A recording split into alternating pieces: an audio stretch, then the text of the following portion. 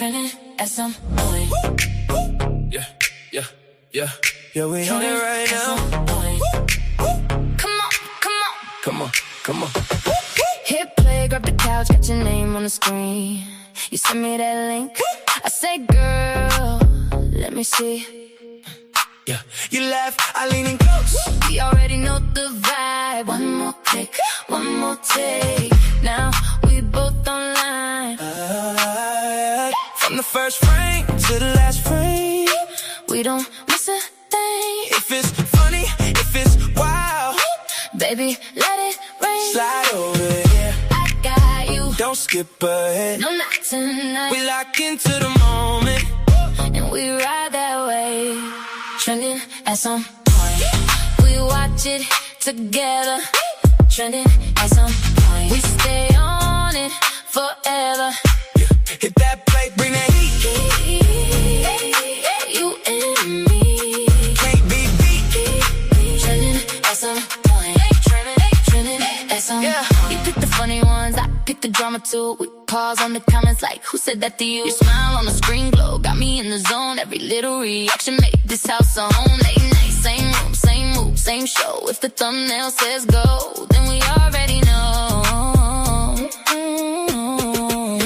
Slide over here. I got you. Don't skip ahead. No, not tonight. We lock into the moment, and we ride that way.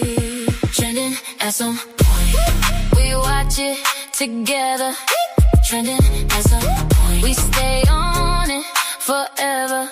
yeah. Hit that play, bring that heat. You and me Can't be beat. trending at some point. Trending at some point. If the world goes fast, we slow it down.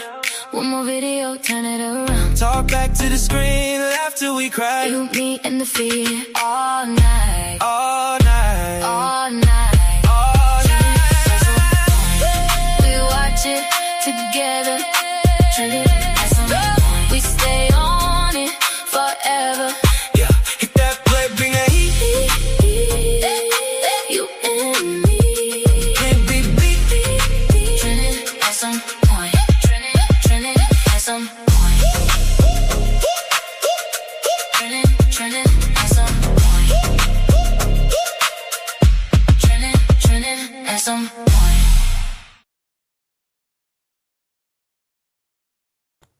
Okay, mic check, 1 2 1 2. Let me know if you can hear me. I will be off camera for a little bit because I'm going to finish this bagel. All right, so let me go ahead and get started with the disclaimers and everything. First of all, I will be talking. This is a reaction, and we're also analyzing the charges. So we'll go over, before we watch the video, we'll go over possible defenses that the suspect can have. And then after, we'll look at what the prosecution will have to prove on those charges. And what else? Oh, if you just want to go straight to the videos, the links are in the description box already, so you don't have to wait. And I think that's it for right now. Okay, let me see if y'all say y'all can hear me. Did y'all? Well, hopefully you can. All right, so first video up is the one on the thumbnail. It's the Xanax heist. And the title of the video is Walgreens Pharmacy Manager Caught Stealing 600... Oh, my volume's low? Uh-oh. Hold on. Hold on. That hasn't happened in a while. Let me see. Testing. Okay, it's the normal. Huh. I don't know. You got low volume blues too? What? Is it? Okay, is this better? I'm raising my actual just normal system volume. Is that better? Oh no. I even see the little green thing isn't moving like it should. Hold on. Can I do anything about that?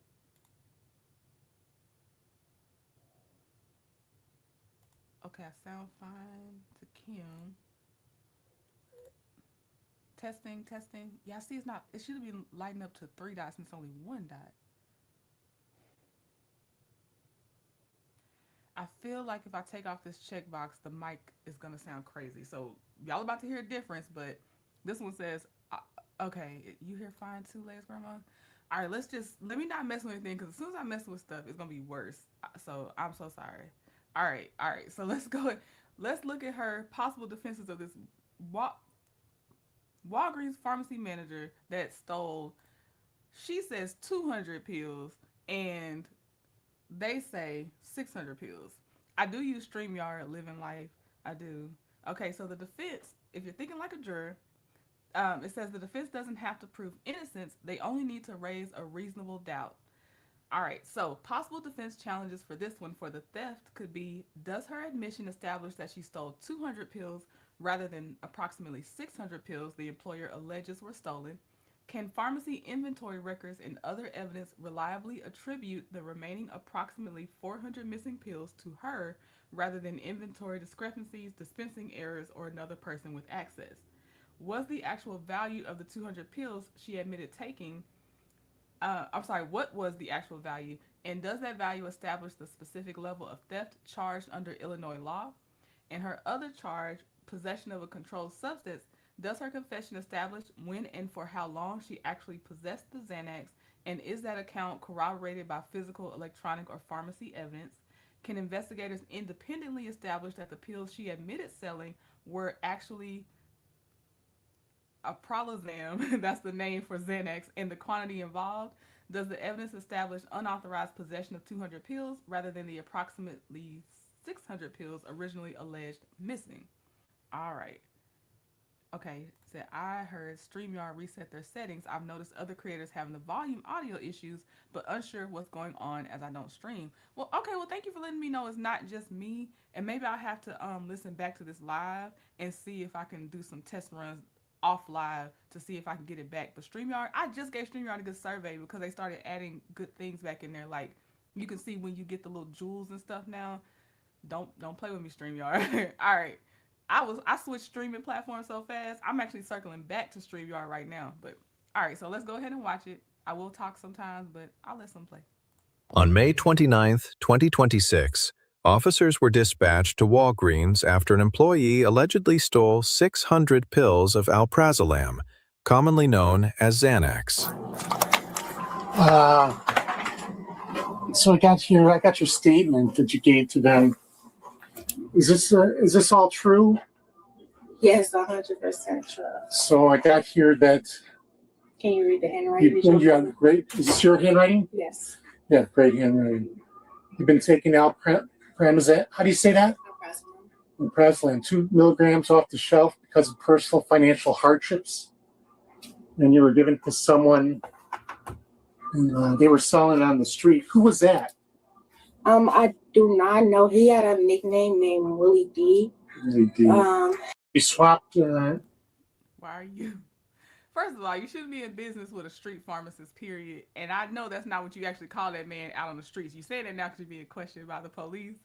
Also, why are you talking? You need to go straight to let me get an attorney because you know you got caught. And then, I don't know why she's saying anything right now. Everybody were watching, although obviously they're going to waive their rights. I don't know why, but here they go. But if you're selling to somebody named Willie D, again, never know the government name, just the nicknames, how far do you think this is going to go? You're a single mom, I understand that. How many kids do you have? I only have one. Okay. You were evicted out of your house in December, and you've been having a hard time catching up on the bills. You took 30 tablets back in November of 2025. That's from the Chicago Heights store? Yes. How many did you take from this store? She told me 600, but how many do you think it was? It had to be at least 2 bottles. It couldn't. What's 2 bottles? 100. Maybe 100. But she said that it had to be more than that. But yeah, she said about 680 was taken from the store, and I'm like, you're saying 100, and they're saying 100. Okay. Yeah, the system is saying something different. That's what she told me. All right. And when did you do it? I started doing it back in February. And I ended it like in March because it was weighing down on me really bad. And you said just how many like at a time? So it was like increments like 30 at a time. Like 30. I think the last time I took was 100. I think 100. The last time, very last time was 100 total that I took. The last one was 100? My last very time like taking the medication from the store was 100. Oh, so it was over 100 then? No, I took like about 200, like a total of 2 bottles, but in increments of the first bottle. So total. And then the second bottle was a full bottle. So how many things total between February and March? Just about 200. Yeah. Okay. Well, Jada, they're interested in pursuing charges. It's going to be for theft of controlled substance. Yes. So okay, we're Am I going going to jail? I'm going to call the state's attorney to see if I can get felony approval, but usually it's only crimes of harm or something. No. Only violent crimes. So Okay, no harms or anything. yeah, you didn't shoot anybody. That's the main thing. No, I just need. All right, I did change a setting since Living Life said most people out here are experiencing this issue. So now I took it off of automatically adjust mic volume. I don't know if that's helping or not, but that's one thing I've tried so far. And I still have a little bit I can go up. So let me know if you even hear a difference now from when we started. And I have some room to kind of keep sliding it up. So we'll see. But BRB had a great observation. He said Charlie Munger's most famous rule is I never allow myself to hold an opinion on anything that I don't know the other side's argument better than they do. And I think that one applies everywhere. It does. That's a really good one that people should go by. And I also wouldn't voice an opinion out loud if you don't know how the other side's going to argue. Like people always think they have the winning argument, but they don't. They don't. So yeah, I like this though. That's a really wise thing to go by. Like just hold it.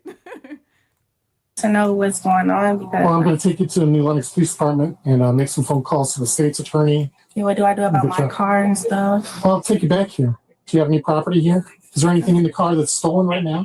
No. My purse is in the car though, but you can look through it. Oh, we can get my ID and everything. Yeah, we'll go to your car and grab that. Where are your keys at? My keys are. I don't have anything in the pharmacy. Everything is here with me. Not sure if you want to check my pockets. Yeah, you just empty your pockets onto the.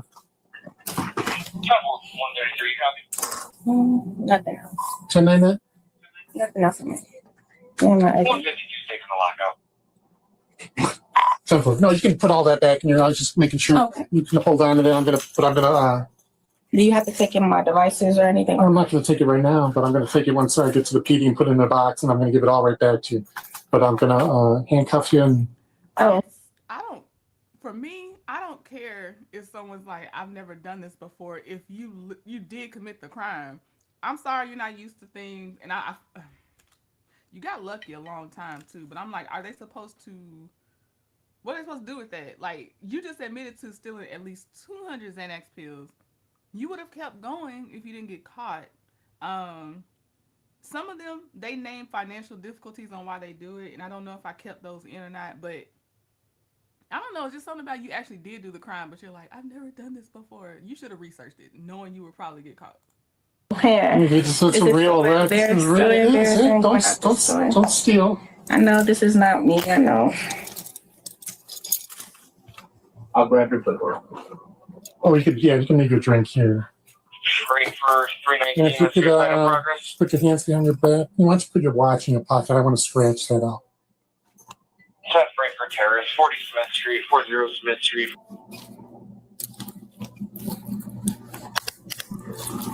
Still, I got a couple lockings, so it doesn't.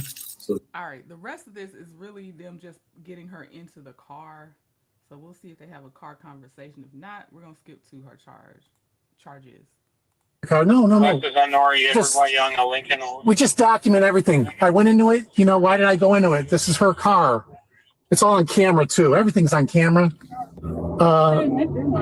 No, I'm not looking for that. I'm just I got everything I needed. You're being very cooperative, and I appreciate that. It's all going to be documented on my report. But you're going to have a court date. We'll get you set up. Yeah. I told you nothing's changed. Take it to the PD. I'm going to call the state attorney. They're going to give me felony approval, and then we're going to release you. It's not a violent crime. They got that new Safety Act, a couple years old now. That only the worst really go to jail now. You're not, and people who are in domestic batteries. That's about it. So. Yay for her. She doesn't actually have to stay in jail because it's not a violent crime. This is in Illinois, by the way. Leia's grandma said, where are the cameras? They have to have them to monitor the opioids. They probably do. We kind of got dropped into the middle of this body cam. It's super short. I feel like maybe if they started from the beginning, we would have seen whoever caught her saying what they saw, how they caught her, what they suspected. And she did this, what she say, for like 2 months or so. So they were watching her. She was like, at first I stole increments of 30 and then I just took a whole bottle.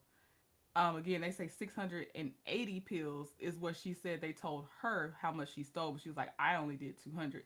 So I do think that they saw her on camera because 680 is a very specific number. Okay, let's go to the end because he's still advising her. Ask Willie D. Ask Willie D what happens when you go to jail. Oh, the voice is low. Hold on, I got a slider. I'm gonna go ahead and do the slider. Let's slide my volume up, see if this helps. This is all I got though after this. I have nothing else. All right, I don't want to be too loud in people's ears. Is that better? Is that too much? Is that, hopefully it's at least better. But let me know if it got too loud with my mic too. Yes, just stupid, Purple Queen. Yep. Okay. Hey, Bam Bam. All right, so let's hear her charges and then let's go over what prosecutors would have to prove. This is Tara. Hey, Tara. Oh, I'm doing Oh, here. okay. Okay. Okay, it's cussing. Jay, have you ever been arrested before? No. What's your social security? No, in my Aaron, office. No, You said no, Erin. that's fine. Okay. Just going to. Stewart was taken into custody and transported to the New Lenox Police Department, where she was charged with And theft patched and down. possession Okay. of a controlled substance. Although they let the body cam audio play over the cop still talking, she was charged with theft and possession of a controlled substance. So let's look at the class of each charge and then what prosecutors would have to prove. So first we have the theft, which that was small because I tried to look up what was the rough retail estimate per pill, per Xanax pill, and that's what matters on how much you'll be charged as far as the theft part or the classification of the theft part. And it was only like, it averaged like $38 a pill retail wise, like what Walgreens is charging the customer per pill. I don't know how much they go for on the street though. That I forgot to look up. But so right now the classification would be, well, it says depends on the value of the stolen property. Under Illinois law, theft of property not exceeding $500 not taken from a person is generally a Class A misdemeanor. And even with the math of doing the 600 pills, I believe she stayed under the $500 wait, no. Do I still have it up? Hold on, let me see. Oh, I took it down. Dang it. Somehow, someway, she stayed within that $500, but now my math doesn't add up when I multiply it so much. Hold on. I'm not looking it back up. I'm just getting my StreamYard back up. Okay. But if she stayed under the $500 value for the retail price, then she would get a Class A misdemeanor. But if the theft exceeded $500, but not exceeding $10,000, is generally a Class 3 felony. So I assume she got a misdemeanor on this one, but it's okay. She got a felony on the next charge. Oh, prosecutors have to prove, I forgot to say that, the defendant knowingly obtained or exerted unauthorized control over property belonging to Walgreens, and the defendant intended to permanently deprive Walgreens of the use or benefit of that property. Possible sentencing, if it stays under the $500, is less than a year of imprisonment, up to 2 years of probation or conditional discharge, and a fine of up to $2,500. And again, I'm going to stay there because I don't remember my math, but when I did it, it was under $500. Okay, the next one was the second charge is a Class 4 felony, possession of a controlled substance. Prosecutors generally must prove the defendant knowingly possessed the substance and the possession was not otherwise authorized by the Illinois Controlled Substances Act, and the substance was a controlled substance, and alprazolam is classified as a Schedule 4 controlled substance in Illinois. Possible sentencing for that felony is a fine of up to $25,000. A standard Illinois Class 4 felony carries 1 to 3 years of imprisonment and up to 30 months of probation or conditional discharge, which always backs up me saying it's more expensive to do the thing than what money you were getting from it when you did it. Now you have to pay back more than what you actually stole. You might be giving up freedom and in prison for 1 to 3 years. It's not worth it. And now you have a stay. You can't, now her job too. She definitely can't work at that Walgreens, probably no Walgreens. And if this sticks, she's not going to be able to work most places because she's stealing. How did they calculate how many she stole? We came in on the middle. So only thing I have is, like Leia's grandma said, cameras are usually near where they're dispensing opioids. So I feel like they kept adding them up as she did it until they finally called the police on her. But I don't know for sure because they didn't say how they caught her. But to me, there has to be a camera involved because that's a very specific count. 680 pills is very specific. But she's crazy because she admitted she did steal at least 200.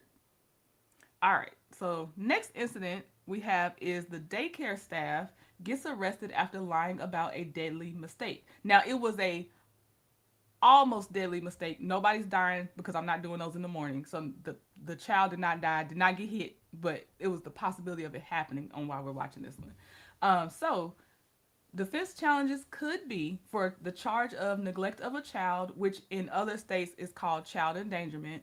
It says, did the daycare worker knowingly leave the child without supervision, or was the child able to get away during a brief lapse despite reasonable supervision procedures? That's very important to me, especially if I was the defendant. Like, was I doing everything reasonably, but something still happened outside of my control? Was the child actually exposed to circumstances creating a substantial risk of death or serious injury, or does that conclusion depend primarily on witnesses' perceptions of how close the child came to traffic? Does the body cam footage, witness statements, daycare records, and surrounding circumstances clearly establish that the defendant's failure to supervise rose to the level of willful conduct or culpable negligence rather than an ordinary mistake? So that's what we're looking for. And this is in Florida. On June 12th, a child was seen wandering near a highway after slipping through an unlocked gate at a daycare. Staff eventually brought him back inside, but not before multiple witnesses called 911. Later that day, an officer arrives to speak with them about what happened. Hello. Hey, somebody called that one of the kids had gotten out and had gone out into the road and they brought the kid back. I'm not for sure about that. I'm sure about that. Yeah, I was in there doing in the kitchen, so I'm not for sure. I'll go call the call taker back and we'll figure it out. Okay. Hi, it's Senior Officer Wilderman with the Fruitland Park Police Department. I'm trying to get a little bit more clarification on the call you called in about the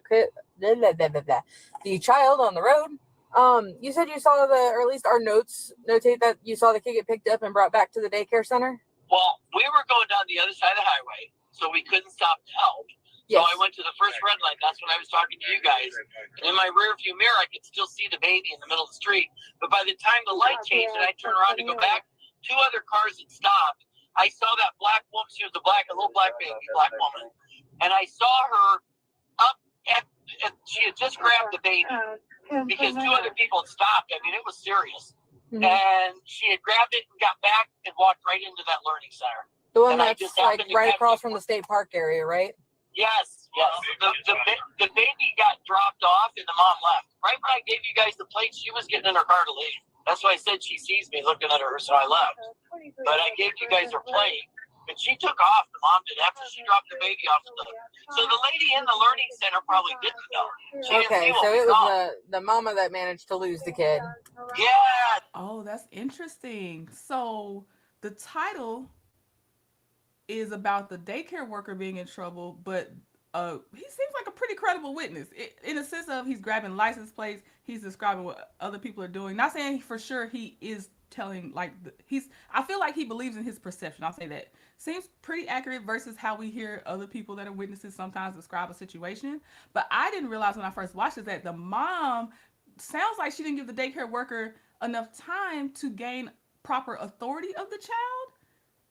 That's what he actually said at the end, whereas I thought the whole time was about the worker themselves, just either they were overwhelmed, neglectful, whatever. But now I would like them to also go back and look more into what that mom did. I don't know if the daycare has any cameras or stuff, but mom should have been asked more questions. That changes a lot of it for me, honestly, if there was not proper turnover. I don't know why this made me think of that lady that said it was a white toddler on the highway and she got kidnapped. Because she's stupid, Ashley. That was oh, God, why did she do that? Okay, let's keep going. Yes. No, it wasn't the daycare. She hadn't dropped her off yet. She must have been doing something in her car, and the little kid got out and started running across I've never seen something like that. It was really scary. And I'm sure she didn't mean to do it, but my God, if there would have been cars. Sorry. Okay. I'm trying to still listen to what he's saying when it involves a daycare worker. But Jacqueline, this is where I was before my second watch with y'all. It is true that workers are assigned so many number of children before you need another worker like that. But the initial problem sounds like, based on this witness, the mom didn't do proper handover to then for the child to be properly assigned to any workers. And that's what's making me raise my eyebrows now. But the worker, well, I'll talk about it once they start interviewing the worker on this is where she for sure went wrong. So we'll wait till we get there on the workers part. It was a 3-lane highway on both sides. 4-lane. If there would have been, that light would have been changed, cars would have been barreling down there. The baby would have been killed. From the caller's perspective, it looked like the child had run away from his mother before being dropped off. But officers soon learned that wasn't the case after speaking with the staff member responsible. He's inside. You want to see him? So according to the call taker. Okay, y'all, help me on this one because I was all worker. The narrator said, again, see, that's witness perception. Narrator saying the witness kind of got it wrong and it was on the daycare. I mean, no, the witness got it wrong and the narrator saying it was on the daycare. So help me connect these dots now that we're circling back here again. It was the mother that seemed to have lost control of the child. Huh? Not sure. It was a mother? No. Long story short. If you want to just give her the rundown real quick, so we're on the same page. So we I just got outside. With the kids, with the ones I had, and the baby that ran out. I realized the gate was because usually I check it every time, and I was just expecting it to be locked, but it was unlocked. He came running, and whenever I realized, I did come running after him. The lady that pulled was right here. No, he was right there by the door. So right here.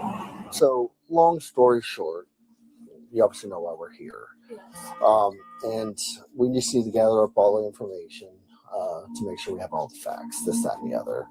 So what I'm going to do, before I ask you any questions, I have to give you your Miranda rights. It's a standardized thing that law enforcement has to do. So I'm going to just read you your Miranda rights real quick. You have the right to remain silent. Anything you... She should have also kept her, refused to waive her Miranda rights. Because right now, what the witness was saying, it wasn't on them. But now she about to start talking and things end up changing for her. Is the child still there now? Possibly because I will say I did not hear them address the parent came back to pick up the child. So that's why I'm thinking somewhere in there the child is still at that daycare right now. Say can and will be used against you in court. You have the right to have an attorney with you prior to, during, or after any questioning. If you cannot afford an attorney and desire one, the court will appoint one for you. You may stop the questioning at any time by refusing to answer further or by requesting to consult with your attorney. Do you understand each of those rights as I explained them to you? Yes, sir. Okay. With those rights in mind, do you mind if I ask you some questions? Yes, sir. Okay. Yes. It's okay to talk to you, or it's not okay to talk to you? Yes, it's okay. Okay. All right. And I'm sorry, I'm bad with names. Your name is Haley. Okay. So how long have you worked at Love and Hugs? I've been here since September 24th, 2024. September of 2024. So you've been here for a minute, and you have all your certificates that allow you to work around children? Yes, sir. Okay. What age group do you work with? 2-year-olds. 2-year-olds? Okay. We got a call today that a child may or may not have been found in the road. And when you came up to my car earlier and, you told me that, you were going outside, but you didn't check the gate that you always do. And the one time I don't check it. The one time you don't check it, the child got out. What's the child's name again? Okay, gotcha. Were you actively out there with other kids? Yeah, yes, sir. I was just taking my kids out. There was 2 kids that didn't want to go into the gate, so I was getting them. Corralling and them. all of a sudden, I see the gate swing open, and I left my kids unattended for a second, and I had to run out after something. The lady, it was a black lady. I don't remember what car it was, but she did come and help. It was right here in the driveway. She grabbed him and. Okay, this is probably why it stuck in my mind. It's a worker and worker only. From the witness's perspective, they're thinking that's the mom that's dropping the kid off, but that's just a bystander trying to get the kid back to where the kid should go. So that's why there was no questioning of the mom, because that was not the mom dropping her off. That was a helpful person trying to get that kid back to safety. So it falls back 100% on Haley for now. Okay, makes sense, makes sense. I took him from because that boy's fast. Yeah. He has speed. It's just shocking because the one time I did not check it, it happens. Okay. And Is that policy or common procedure to check the gates when you let the kids out to make sure? Is that like a standard thing you guys do? yes, Every time? Okay. it's a safety thing. Safety thing. Is there like some kind of safety plan or something that says I'm if not not sure. My boss probably has it. okay, gotcha. I check it regardless, and like I said, the one day I don't check it, it happens. Okay. When you saw the gate run open or open up, this is more reason why she shouldn't be answering his questions, because he's already helping the prosecutor build a case right now. How long did she work there? Going on 2 years. So she's used to the routine, used to the rules. She's not brand new to happen to probably forget something. Then she has all of her certifications, so she has the proper training to know better. Then what was the other thing? I wrote it. Let me see. She works specifically with 2-year-olds. I don't know if she should have said. I know that's what happened, but this is why you just don't talk. Wait till you get your defense attorney, because she was like, as she was leading the other group through the gate, the 2 kids didn't want to be corralled to the gate, so that she had to go grab them. Then when she said she saw the child burst through the gate that ran towards the street, she had to leave the other kids unattended. I don't think this, for now, I don't know if this daycare has enough staff. I will say that. I really do feel like the whole daycare operation should be looked at as well. That sounds a little overwhelming. And yeah, toddlers be running. They are quick from what I hear. I haven't had to chase one myself, but I've heard that they could be really, really quick. She shouldn't have talked to the police though. Let's see. I think Red Shirt's being truthful. It sounded like she was trying her best to recollect her memories. It does sound that way now.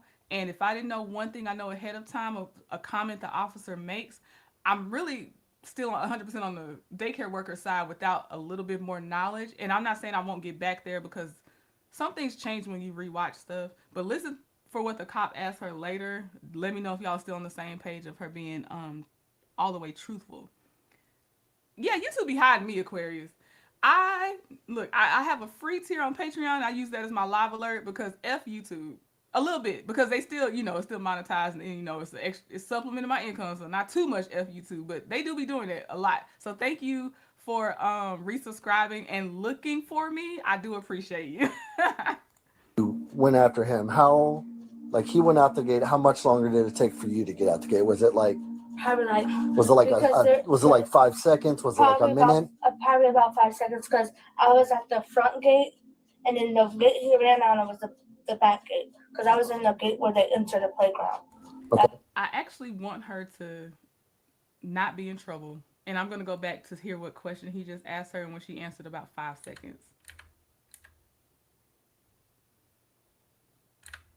Opened up. You went after him. He went out the gate. How much longer did it take for you to get out the gate? Was it like? Probably like. Was it like was it like 5 seconds? Was it like a minute? Probably about 5 seconds, because I was at the front gate, and then the gate he ran out was the back gate, because I was in the gate where they enter the playground. Okay, this is what got her. This is one of the things that got her. When he's asking her length of time, just know he has an estimate, because you have the witness that called, and then the witness is describing the 2 other cars that had to stop, or the toddler would be hit. And I think that's what's really gonna get her, is about her saying, "Oh, it took me 5 seconds. It took me a minute." When I think they kind of already have a little bit of a timestamp based on the 911 calls and stuff. Okay. That's where I was, because I was trying to get the other 2 kids in the playground, and then all of a sudden I just see that gate swing open, and then it's a little bit good distance. So, but I tried my best to get. Well, I did get him, but the lady got to him first. The lady got to him first. The Good Samaritan there. That boy got speed. Yeah. So here's the thing. You've told me what's happened from the point of you going outside to him getting out, you seeing that instantaneously going after him, retrieved the child, brought him back inside. I'm going to the best way to put this is I'm going to allow you be a little bit more truthful in what happened. That's what got her. The phrase I was referring to is that I'm going to allow you to be a little more truthful on what actually happened. And I was like, oh, man. Because this place right here, Gold Key Roofing, they have cameras. You have cameras. So I'm going to allow you the opportunity one more time, and just one more time only, to explain to me, good or bad, exactly what happened. And the time in between and how far he was. Because what you're telling me right now, you pick up on? Yes. Yeah, okay. I mean, yes, sir. Okay. So let's start over. So you took the 2-year-olds? Yes, sir. The 2-year-olds outside. You saw the gate open up. Did you actually physically see the gate open up, or did you look over and see that the gate was open? I was just doing what my boss told me to do. What really?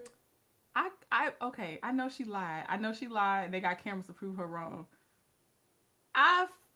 It's something about her personality that I kind of feel like she did do what she was told as far as change her story up. That doesn't mean that's what actually happened. The boss could be totally innocent, but it's just something that's giving me she wasn't. I don't know. I don't say this about everybody, but it's something that gives me she wasn't trying to be a bad employee, a bad caregiver. I don't know. I'm still going with staff overwhelmed, but somebody else that knows the daycare rules and stuff has to investigate that part. So I was outside for a good probably like 2 minutes. Everyone was already in the gate and everything. I had a little girl named Maya crying, like, cause she's new, so she's trying to get used. Last time I seen him, he was, before I picked up the girl, he was on a slide and it has a little basketball hoop. Okay. He was on top, and it looked like he was about to slide down. The little girl that's new, she was just screaming, and I'm like, when that happens, I have to like make sure they're okay. So I picked her up and I put her on the bench that's right there, trying to calm her down. And then all of a sudden, I get a walkie, because like I said, he was right there on the side. Like it was like not even 2 seconds, and then I got a walkie thing saying Safari was in the over there by the road. I said, wait, there's by no the road or in the road? Either by the road. I don't remember exactly what she was. Either by the road. He was either by the road or he was like road. So the radios. I saw a couple of you have the radios right here. Yes, sir.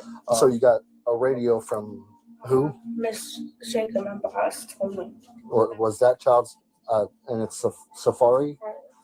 Okay. Was that child under your care and custody? Yes. Okay. Was it your responsibility to protect that child from harm and keep him safe in accordance to, just being a daycare in general? Parents drop off their kids knowing that they're going to be taken care of and safe. Yes, sir. That child was under your care and custody. Nobody else's, correct? Nobody else's. Okay. Dang. Okay. So first, I'm gonna answer the question I was asking in my head, or asked out loud about the how many children per daycare worker for Florida.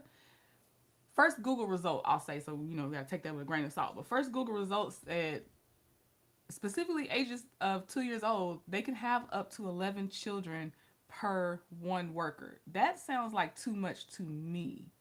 That, especially them being able to go outside, you got roads right there. That's a horrible ratio, but it's legal.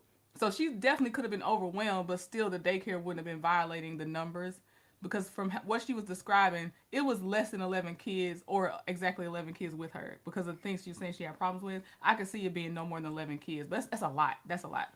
And then Wakao says, so Trending, are you saying the daycare asked her to change the story? I walked out of the room, so only heard your comments. I'm saying she said her boss told her to say the first story that she said. And that makes sense to me, because if that's the boss / owner, or the boss just doesn't want to get in trouble, they don't even own the daycare, that is a lot more that can come back on that daycare if they're not doing their processes right. They could be shut down temporarily or maybe permanently. So that's why I'm like, I kind of see why she might have been instructed to tell the first story. Too bad for them and her that there are cameras around to show the real truth. But that was me just speculating. She said it, not saying that anybody else admitted it, like the boss said, yeah, I did tell her to change her story. So it still could be a I'm trying to save myself moment, but it's just something about it. Look at the paperwork on this. This is it right here. This is what tells me you may be overworked, understaffed. Look at this paper in the stacks. It's just no part of this is organized, and I don't. How are you going back to refer back to these things? Like it's the overall organization that's giving me pause, which is why I'm giving her some grace.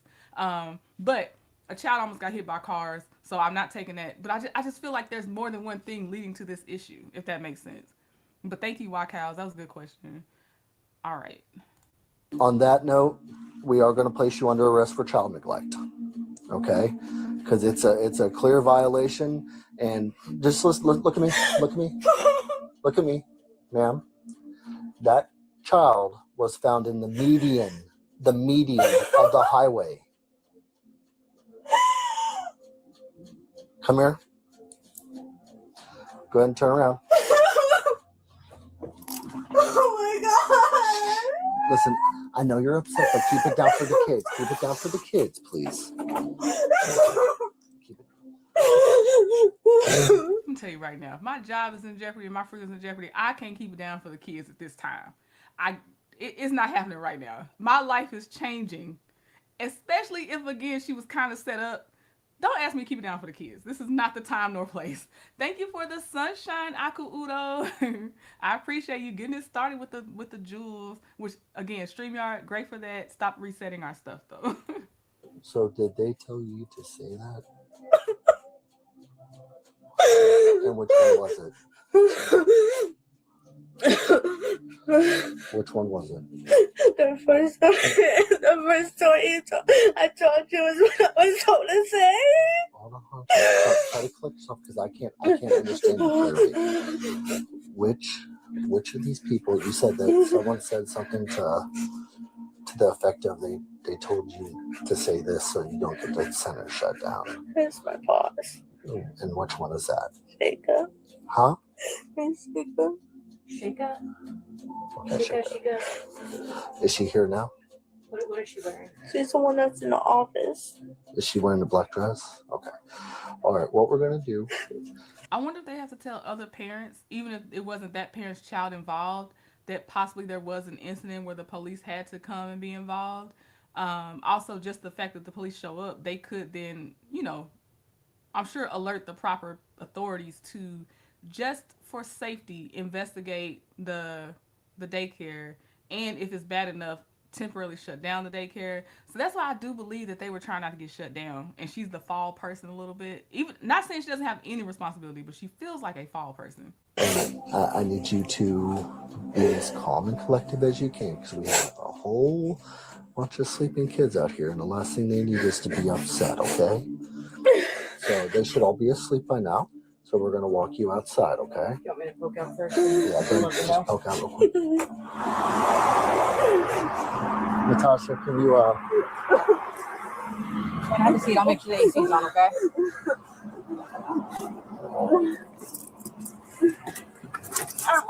Believe it or not, it's the roomiest car we have.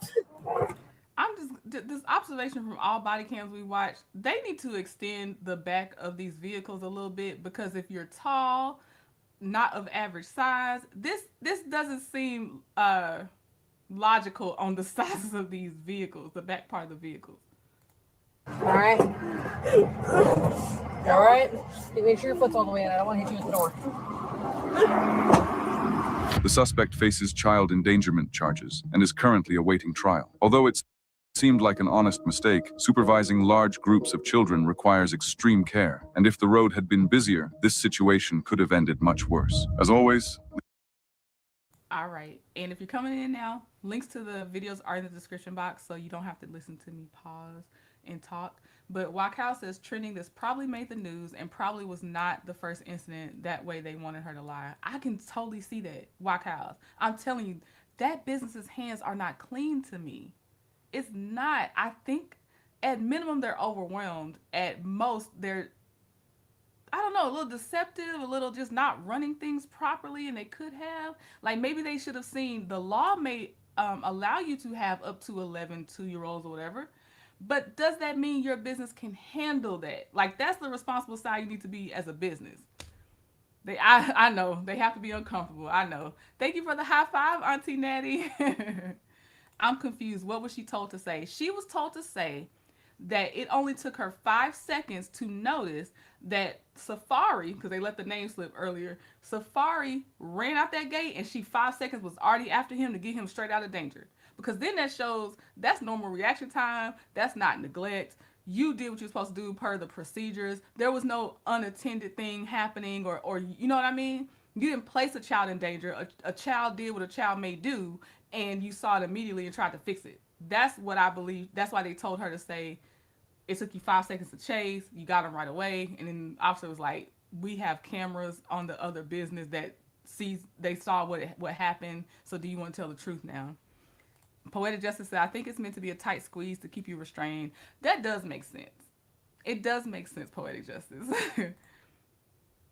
Yeah, like CPS is in Ohio, you can't have more than 5 per person under 2, maybe less, honestly.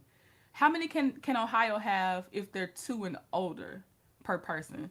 Because she said she gets the group of 2-year-olds. He said, what age kids do you work with? She said 2-year-olds. I'm going to give her 2 to 3-year-olds because nobody's saying exactly 2, you know? But I don't think she works with infants. I think she gets the age group right after they are not infants anymore.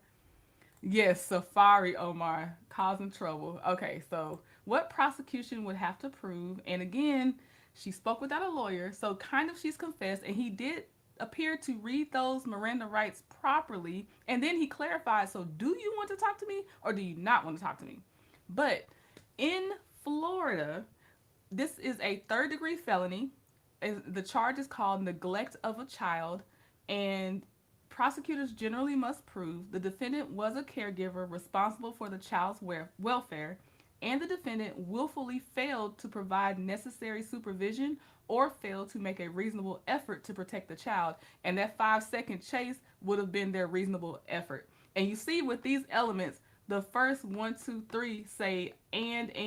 So the prosecution couldn't just prove the defendant was a caregiver responsible for the child's welfare if they also can't prove that that she didn't take a reasonable effort to protect the child. Like that, those come together. That's a package deal. So that's why I just feel bad for her. But anyway, the conduct constituted willful neglect or culpable negligence, and the neglect resulted in or could reasonably have been expected to result in serious physical or mental injury or a substantial risk of death, and the child did not suffer great bodily harm, permanent disability, or permanent disfigurement, because that probably would be a different charge if the child had actually been harmed.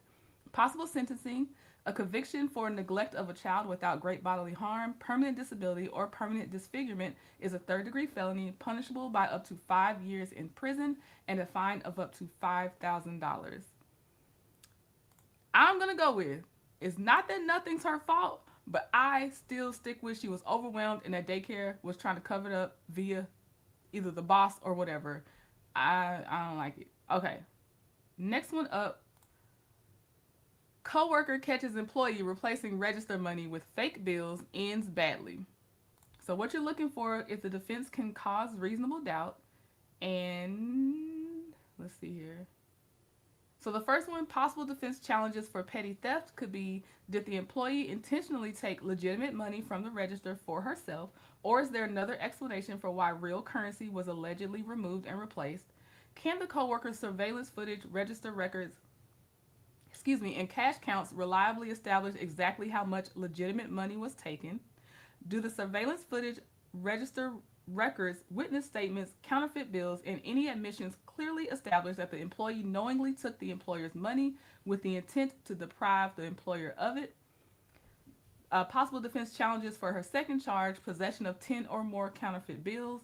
Did the employee know the bills in her possession were counterfeit, or could she have received some or all of them without realizing they were fake? Does the evidence establish that she possessed at least 10 similar counterfeit bills at the same time, rather than different bills being discovered or attributed to her at different times? Does the surveillance footage, register activity, counterfeit bills, witness statements, and any admissions establish that she possessed the bills intending to pass them as genuine and defraud another person? So let's listen to what she says she was actually doing. Bam, bam. On October 17th, 2024, officers arrested a 24-year-old woman at a Nissan dealership after surveillance footage showed her taking money from the cash register and replacing it with counterfeit bills from her backpack. Good. Okay. Yeah. All right. So my name's Officer Navarro, the Leesburg Police Department. Officer Gazinski. Do you have any idea why we're here? No. No. Okay. Do you know there's cameras in here? Yeah. Yeah. Everywhere. I know. Where you're sitting? Yes. Where you work? I know. Everywhere. Okay. So you have nothing to say? All right. So get up. Put your hand behind your back. For what? I'm not gonna. At least she didn't decide to talk right now, which is not what we usually see, so that's something. Ask again. As officers take her into custody, the encounter shifts from initial contact to an active investigation. Earlier that morning, dealership staff identified several suspected counterfeit bills during a routine cash count and secured them as evidence while reviewing surveillance footage. As investigators verify the sequence of events, the evidence begins exposing details that will soon become central to the case. Mom, what's your phone number? They're talking about put my hands 24 to behind my 49. back. I'll call you right back. Yes, Mom. What's your phone number? I need to know your phone number. I don't know. You're gonna be able to get your phone in a second. Okay. Okay. You said I'll be able to get my phone in a second. Yeah. We're just gonna call 49 real quick. Oh, you can't be on your way, Mom, because I don't know what's going on. Actually, you can take a yes, ma'am. Okay.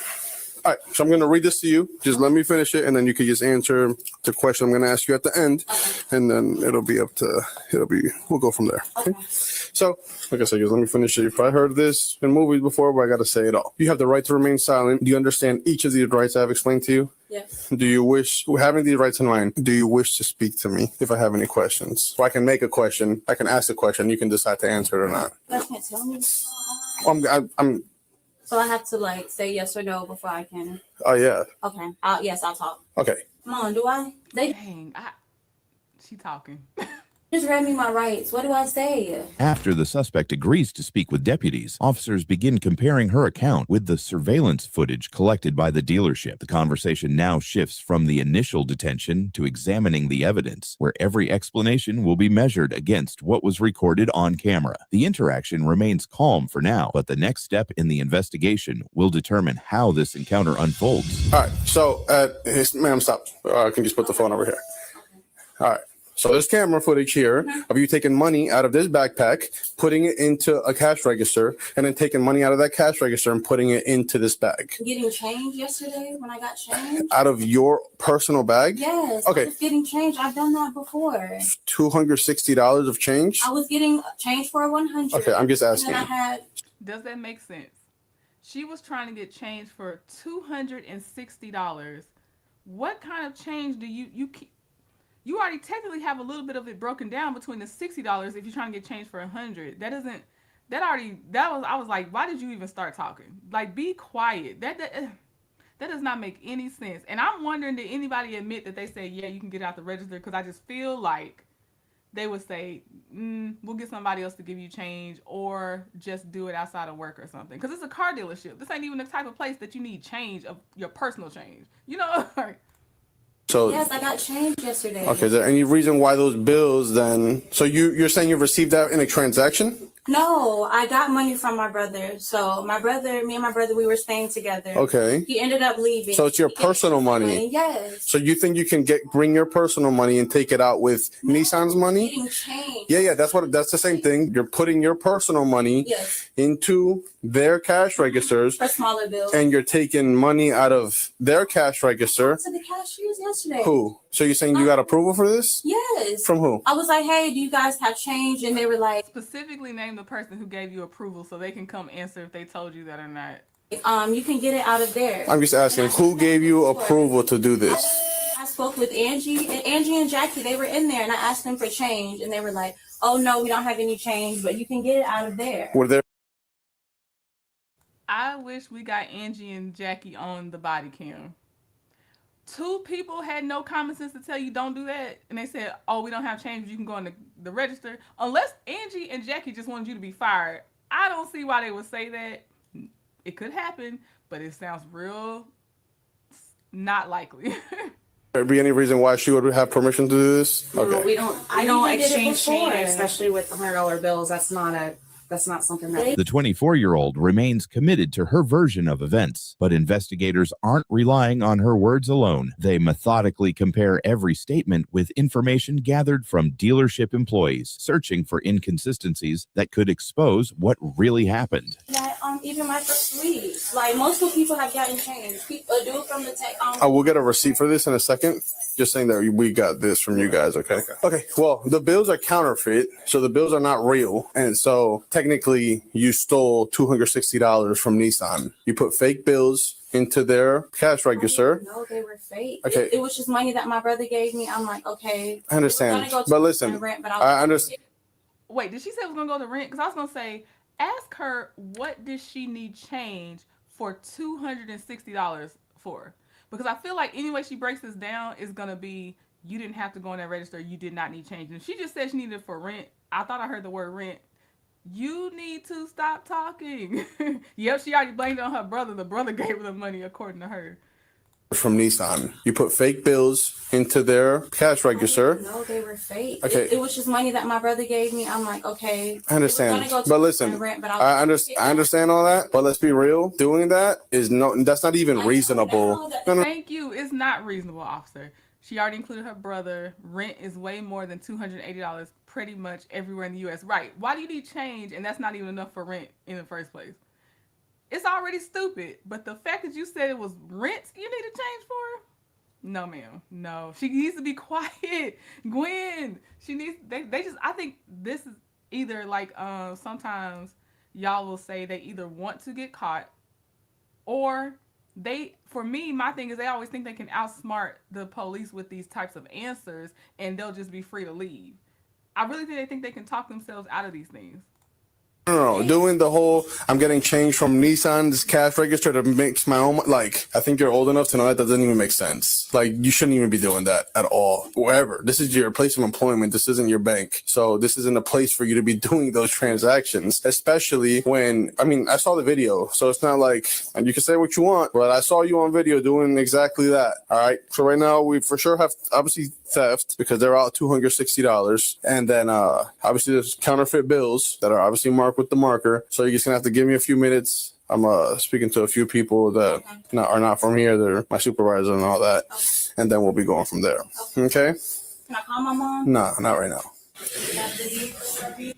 Okay. Also, I'm with whoever said they usually don't let you even, do any transactions out of your, like a personal transaction out of your register assigned to you. Exactly. Then this is Nissan. So most of the stuff could be more high dollar stuff than the average place. Then I would think the most thing that they may let you do is you can go to a co-worker's register and say, can you make change for me? And this from their register. I'm not going to make change for you. Now that I suspect counterfeit so much, couldn't be me. Could not be me. But that is more reasonable than they said, oh, just go on your register and make change. We don't have change. Yeah, it doesn't make any sense. She needed change. It's like, I need change for a quarter. Right, Ashley. That's the level it's on. What rental office takes cash? Be for real. And if they do, if there's any left that take cash, because they actually say for places that don't take cash, it can be considered inhumane. But that's more for like stores and stuff. Mostly like stores, because some people just will not have access to a bank and stuff like that. And I know now we have Cash App and stuff, but still, the last I had looked, but that was like 4 years ago, it was actually considered like not violating a right, but it's like a human right to be able to actually accept cash as well, because everybody does not have access to electronic funds. But Auntie Natty, I can't think of one that still takes cash, and I can't think of a rental office that charges you less than $260 for rent, even if you did need to pay rent in cash. Here's the most shocking part of the case. The deputy steps outside to consult with his supervisor and reviews the surveillance footage once again. During the investigation, a records check reveals the suspect had a prior theft conviction earlier that year. After completing that review, the deputy returns and proceeds with the arrest as the investigation enters its next stage.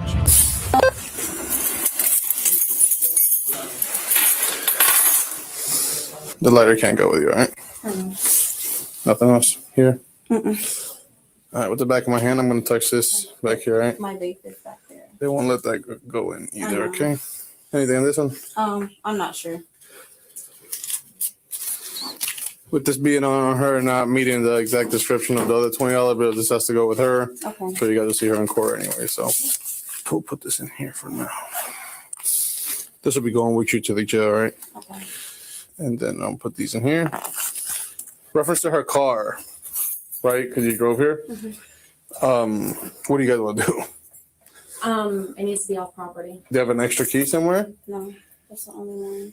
Until when? By the end of the day. Okay. I would just have to call someone to come and get it. Well, because you're going to have a bond. So if you can have someone bond you out, so you're going to have to have someone to come and pick it up. They'll have it towed by tomorrow. What if you don't, what tow company do you guys use? Spencer's. So you have to call Spencer. So because this has to go with you too. I don't remember anyone's number. You're gonna have my mom's number down. You're gonna have at the jail. You can get your phone. Boom. Like I said, you're gonna have a bond. So you can, She knows how this goes. They said she had a prior theft charge. Possibly they said the word conviction, but I put charge because I can't remember if they said conviction. She knows this process. You know when you can call your mom.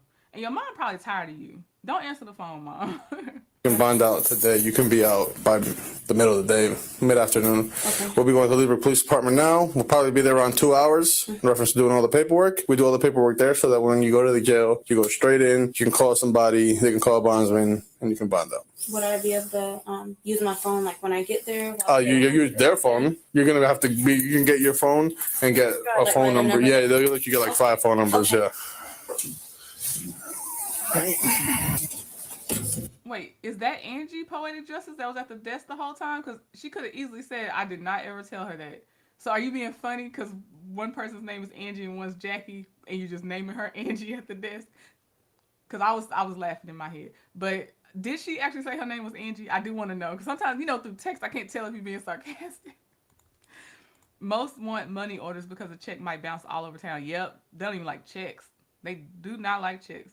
Okay, you were naming her Angie. I thought so. I was like, that's funny. Oh, 37. When you get back to your car, you think you could fill out a 27A and then have her sign it, please? With the necessary paperwork underway, officers complete the final administrative steps before transport. At this stage, the investigation shifts away from the scene as the suspect is prepared for booking and the case moves into the next phase. Sorry, I'm guiding you. I don't know. No, you're fine. I mean, like I said, if you have someone that bond you out, you can bond out today, whether it's your mom or brother. Reference to Justin.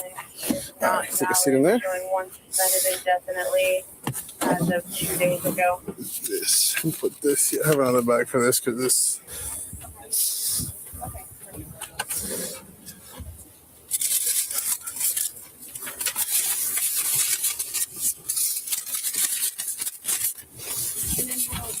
Contact me, or do I just have to go on and look at the case number as far as? I'm sure someone from the state attorney's office will be contacting in reference to prosecution and getting your side of the story and all that. Yeah, that's how it will be in contact. Okay. All right. The suspect was taken into custody and charged with petty theft and possession of 10 or more counterfeit bills.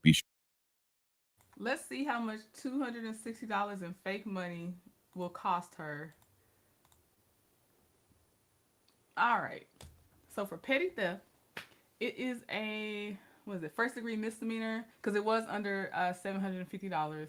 Prosecutors generally must prove the defendant knowingly obtained, used, or attempted to obtain or use property belonging to another, and the defendant intended to temporarily or permanently deprive the owner of a right to or benefit from the property or appropriate the property to someone not entitled to it. Possible sentencing is a first-degree misdemeanor up to 1 year in jail and a fine of up to $1,000.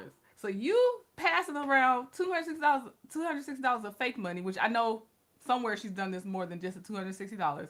But that $260 alone is costing you $1,000 and possibly up to a year in jail. Then we have the more serious charge, possession of 10 or more counterfeit bills, which is a third-degree felony. Prosecutors generally must prove the defendant possessed 10 or more similar false, altered, forged, or counterfeit notes, bills, checks, drafts, or other instruments covered by the statute, and the defendant knew the instruments were false, altered, forged, or counterfeit, and the defendant intended to utter and pass them as genuine, and the defendant intended thereby to injure or defraud another person. Possible sentencing: third-degree felony, punishable by up to 5 years in prison and a fine of up to $5,000. And of course, once you're labeled a felon, you're losing a whole lot more than just the money and some years in prison. You're losing the future. He gonna get arrested. Oh, yeah, he better not bond her out if that brother try to come. I don't know if they were talking about the brother, but he better stay away. She already said he gave her that money. Yep. Well, I thought that was that the evidence bag or just her possessions bag? Because I thought he was doing that as evidence. But yeah, definitely check all the bills. Nissan could have just quietly solved this in-house. No, poetic justice is not the $260. It is a system of defrauding. She already has a history. You have to suspect that if someone is comfortable passing off $260 in bills, that's not their first time. It's not going to be their last time. And you don't know how much she's done before then at your own company. It's not just it's $260. She could have been fired, but also I'm not against when someone is blatantly doing something that they have to feel the accountability of doing it. But to me, it's not about just $260. That's my opinion, though. That is my opinion only. She's minimally out $800, but if that felony sticks, she's out $5,800 total if they max out her fines. I pay my rent via check because of issues with my bank security. Yeah, a lot of places will still take checks, especially once they get used to you. It's not gonna be a big deal, but they probably checking that thing like crazy when people first start giving them checks for large amounts. I know for me, I don't want a check. Give me a money order or possibly a certified check, because I can call right away and make sure it was actually issued by that bank for that account and stuff like that. But I don't like it. I don't want to have to verify if these things are real. All right, so let's go to the next one. This one is not about scamming, but she did get fired. When an Olive Garden employee gets fired but refuses to leave. And let's see, hers. This is what we're looking for as far as defense challenges. So her first charge is trespass after warning. After being fired, was the defendant clearly told by someone authorized by Olive Garden that she had to leave the restaurant, or was there confusion about whether she could remain temporarily to collect her belongings or speak with management? Did the defendant actually refuse to leave after receiving a clear warning, or was she attempting to leave while continuing to argue with management or officers? Does the body cam footage, employee statements, and officer observations clearly establish that the defendant knowingly remained inside the restaurant after her permission to remain had been revoked? She also got resisting with violence. Did the defendant intentionally use or threaten violence against the officers, or were her physical movements a reaction to being grabbed, restrained, or taken into custody? Was any physical contact directed at the officers as an intentional effort to resist them, or did it occur during the struggle to place her under arrest? And then, is it clearly established that she willfully resisted the officers by offering or using violence against them? So let's look at hers. Deputies were called to an Olive Garden on April 2nd, 2026, after a recently fired employee became angry and refused to leave. Here's what happened next.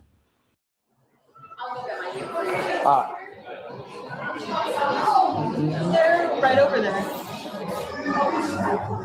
Oh. Can I talk to you? Are you Jim? No, I will go grab it. Oh, yeah. Were you planning on waiting inside or? No, it's not. Please come around.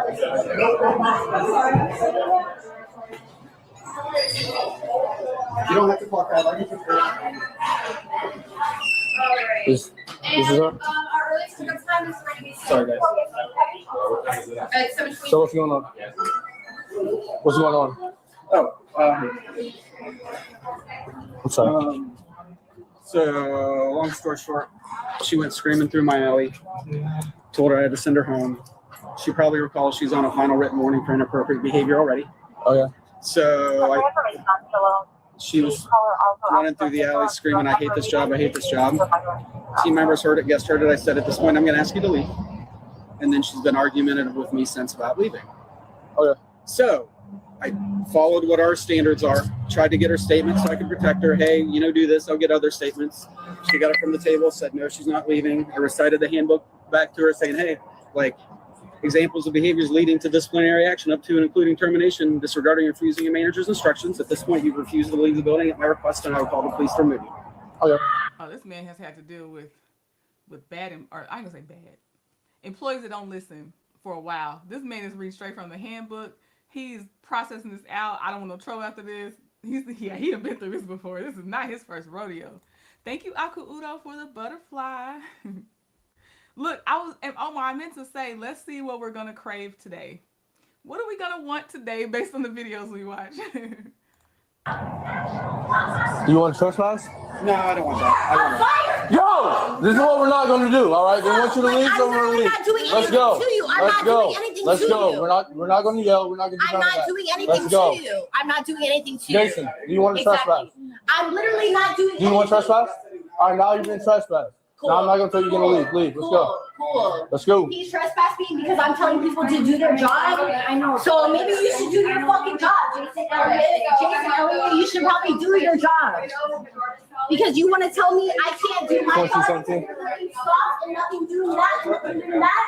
Okay, that makes so much sense. That makes so much sense. I'm already trespassed, so what are you going to do? I'm already trespassed. I'm already trespassed. What are you going to do? You're not going to do anything because I'm already trespassed. If I tell you again, I'm already trespassed. You're going to jail if I tell you to leave again. Let's go.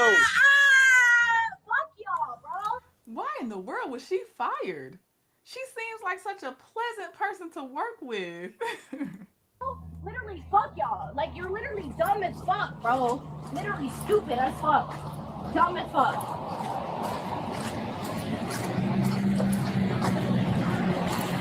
You don't have to follow me. Oh, yeah. No, you don't. You don't have to follow me at all. What's your name? None of your business. How about that? None of your name? How about that, Harris? All right. Get away 54. from me. Get away Okay. from me. Nobody, You come back to this property? I don't care about Yeah. this fucking shit. I told them that they didn't have nothing. Harris, all right, are you listening to me? Because you're a real human being, right? You're a Yes. real human I'm being, listening right? to you. You're not What's a going on? robot. What's They're a going on? robot right in there. What's going on? I said there was nothing stuck. I came here at 6 o'clock. What time is it, Harris? 54. You just kind of. What time is it? It's 7:40, right? Yes, it is 7. Okay, it's 7:40, and I came here at 6 o'clock. There was nothing stuck. No place. If you're on your final warning, I'm going to tell you now, they don't care about what you have to say as far as if something else is falling to the wayside, because apparently the other things you have done have led you to be one step away from getting fired anyway. And now she is fired. He probably had to read that handbook for her specifically. He probably did, because he knew she probably was like, I'm suing because y'all didn't blah, blah, blah. The greatest advice I have seen repeated a lot of times is basically don't care about the job more than the job cares. So why are you so angry that they're not stocked up? The only thing you have to do is like, out of that. What did y'all want me to do? You're losing money if people leave because y'all don't have what you need. Why is it so personal that something wasn't stocked? You should never be that emotionally invested unless it's your own business and somebody is doing something to sabotage your business. But you just being there to, I'm guessing, be a server, you can't be this emotionally involved. It will never work out. It doesn't. Even when high-performing employees try to correct or improve a process in the right way, depending on who's above and who's going to take offense to it and who's going to be jealous you thought of it first and who's going to label you difficult, you got to be real careful about that. But the way she's doing it now, I can imagine this is about how she's been doing it. Nobody wants to hear from you. Yeah, it even seems like the staff don't like her, Jacqueline. Trust no one with a crimped ponytail. So they want their apron and tag back expeditiously. Get that off. Poetic Justice said, I like her. Finally, something spicy on Olive Garden's menu. I think his probably on his uniform, because I was thinking the same thing. She was like, Harris, what time is it, Harris? I'm like, I think she's reading a name tag, hopefully. Oh, yeah, she's nerve-wracking, lovable, and she's not done, which is, we're not going to go through her whole being difficult because I can't stand it enough, but we're definitely going to I'm going to make sure y'all understand how difficult she remained. Which is why I don't understand. How did y'all not see her as a stellar employee? Hey, Forever TRL. You came in on the yelling. All right. No dishes, no nothing. How am I gonna serve my guests? All I said was, why is there nobody fucking stocking the shit? I got in trouble for that shit. He called the police on me because You got in trouble for your delivery. You didn't get in trouble for the question of why aren't things stocked. This is, this is happening a lot. said there was nothing stocked. All Fuck this place, bro. All right. You don't want to talk anymore? Why the fuck would I want to talk, Harris? I just lost my fucking job that takes care of my 2 fucking kids. Why would I want to fucking talk? Okay. I have so much to say with her. I'm so sorry. There's so much in the beginning. You are on a final warning prior to the day you show up to work today. You jeopardize putting food in your kids' mouths. And I mean that like literally too, because you probably get a discount. If you don't get a discount, usually there's a cook in the back that's going to hook you up anyway and send you home with something. If you are good with your coworkers, you're going to be fed. Okay, you're going to be fed. Your kids will be fed. You came in with a final warning and hung your hat on, oh my God, y'all didn't stock and you want to do all this? You didn't care about this job. So don't bring your kids up now about this job specifically. No. I just have to tell you, if you come back, you go to jail, all right? Do you understand that? All right.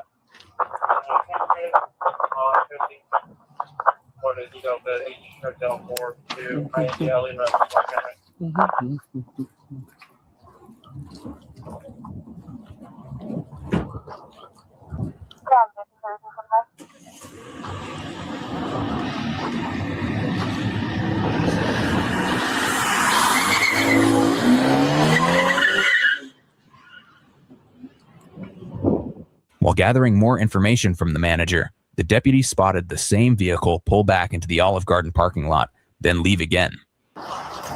Late to the party, bro.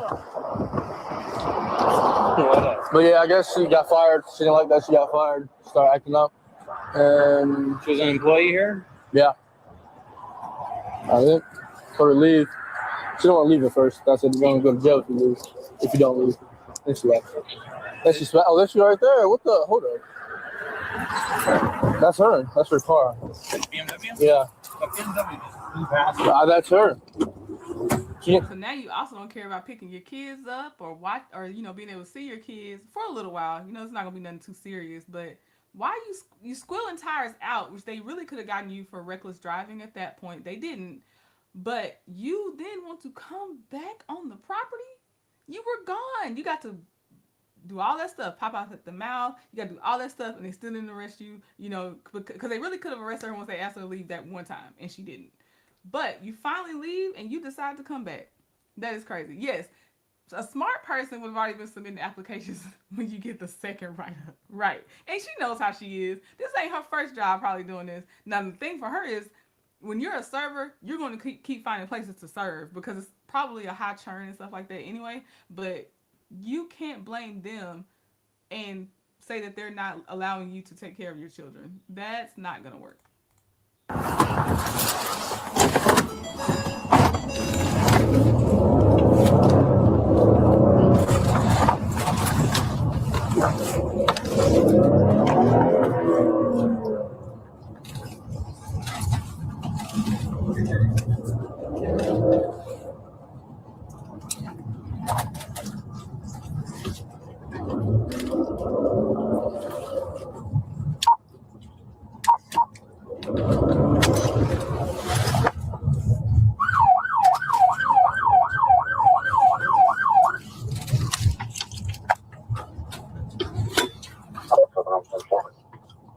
January 7.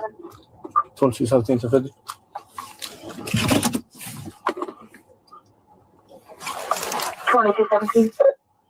Mission Barbecue on 50. Florida tag. Echo Alpha 56241. Brown BMW. It's going to be the suspect from the trespass.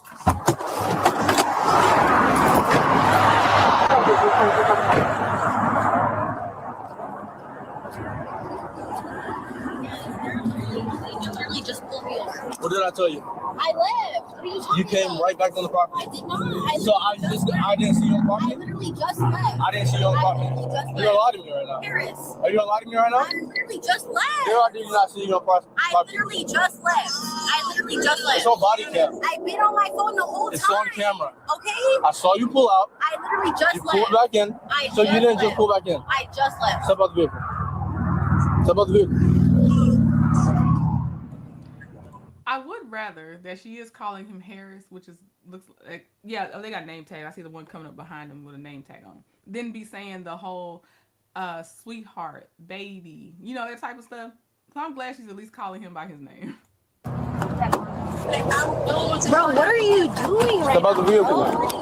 Step out of the vehicle. I told you not to come back on the property. You came back on the property. I literally left. And you came back. I literally just left. I'm literally leaving Step right out now. of the vehicle. I'm literally leaving right now. Step out of the vehicle. You don't have to do this.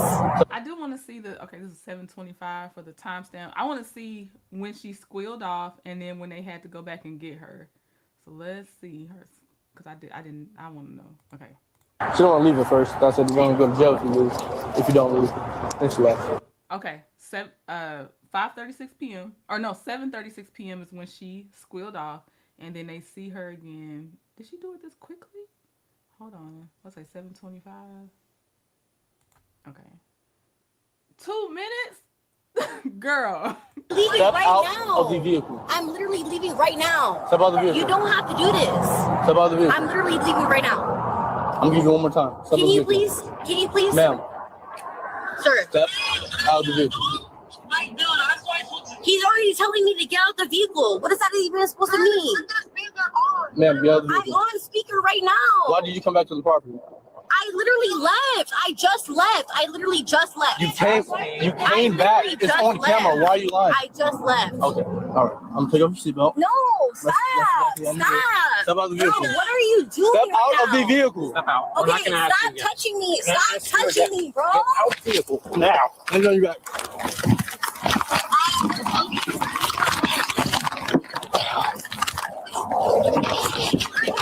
Well, there's the second charge of resisting with violence occurring right now. Wow.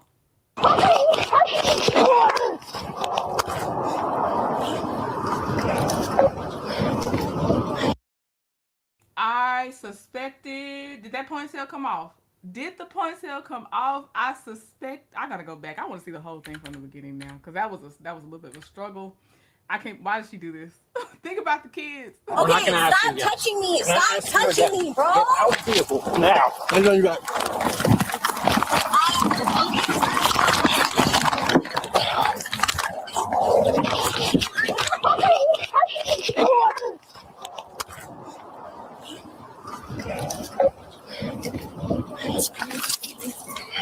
Stop resisting! Why are you Put your hands behind your back now! What are you Hands touching behind me your back! for? What are you touching me for? Hands behind your back! Why are you touching me for, bro? I'm literally not even doing anything, bro. Give us your What are hands. you touching me for? What are you touching me for? Bro! See the one? You're gonna get tased. I'm literally not You're gonna even get doing tased. anything. I'm not even doing anything. I'm not even doing anything, bro. I'm literally not even doing anything, bro. I'm a girl, and you all are two men, bro. Like, for real, Harris? For real, I literally left. I literally left, Harris. Harris. Like, And you still trying to say Harris?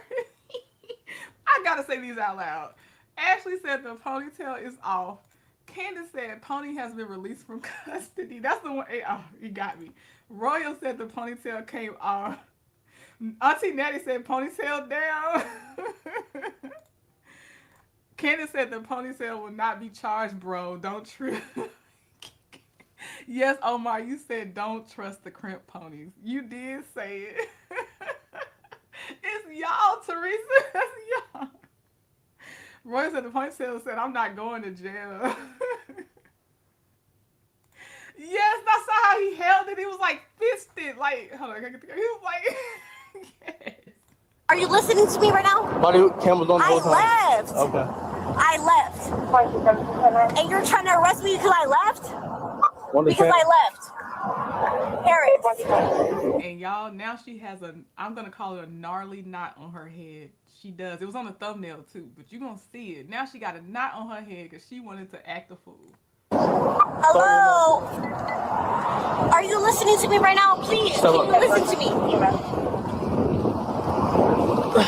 And then, okay, as someone that, okay, if you draw, paint, or you just like art, the fact that she's still laying by the ponytail, depending on the depth perception of what you're looking at, it looks like the ponytail is kind of still there with her, but it's not. Thank you for the laughing disco, Akuudo. Hold on. Can I fix myself? Can I put my shoe on? Please, wait. Can I put my shoe on? Wait. Knock it off. Wait, please, for a second, please. I'm literally, bro, please, can you just wait for a second? My shoe, can I get my shoe, please? I'm literally not doing anything, bro. Harris, please. For a second, please, look at me, please. I'm literally not doing anything, bro. Harris. Too easy. You good? Yeah.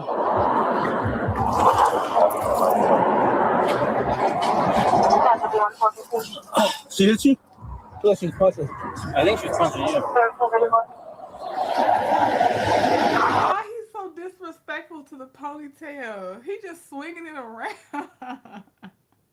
Yes, Forever TRL said, oh, that escalated quickly. She definitely is one of those people who is always loud and wrong. Ma'am, this is embarrassing. Laying in the road, hair jacked up, fired, and now on YouTube. That is that's the cherry on top, Forever TRL. Now you got, it also has to be seen on YouTube.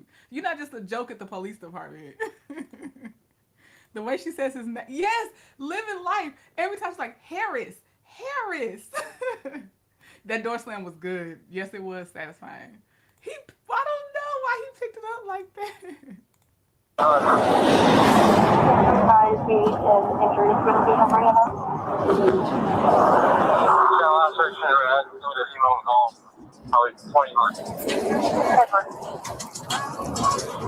We're telling this shit. Yeah. You want me to start with the big one? Yeah.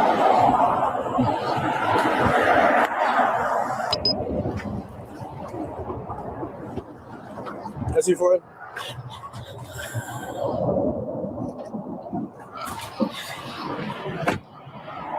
Hello? What's up? She had a little scrape on her head. Alright, done it. Hi. Hi.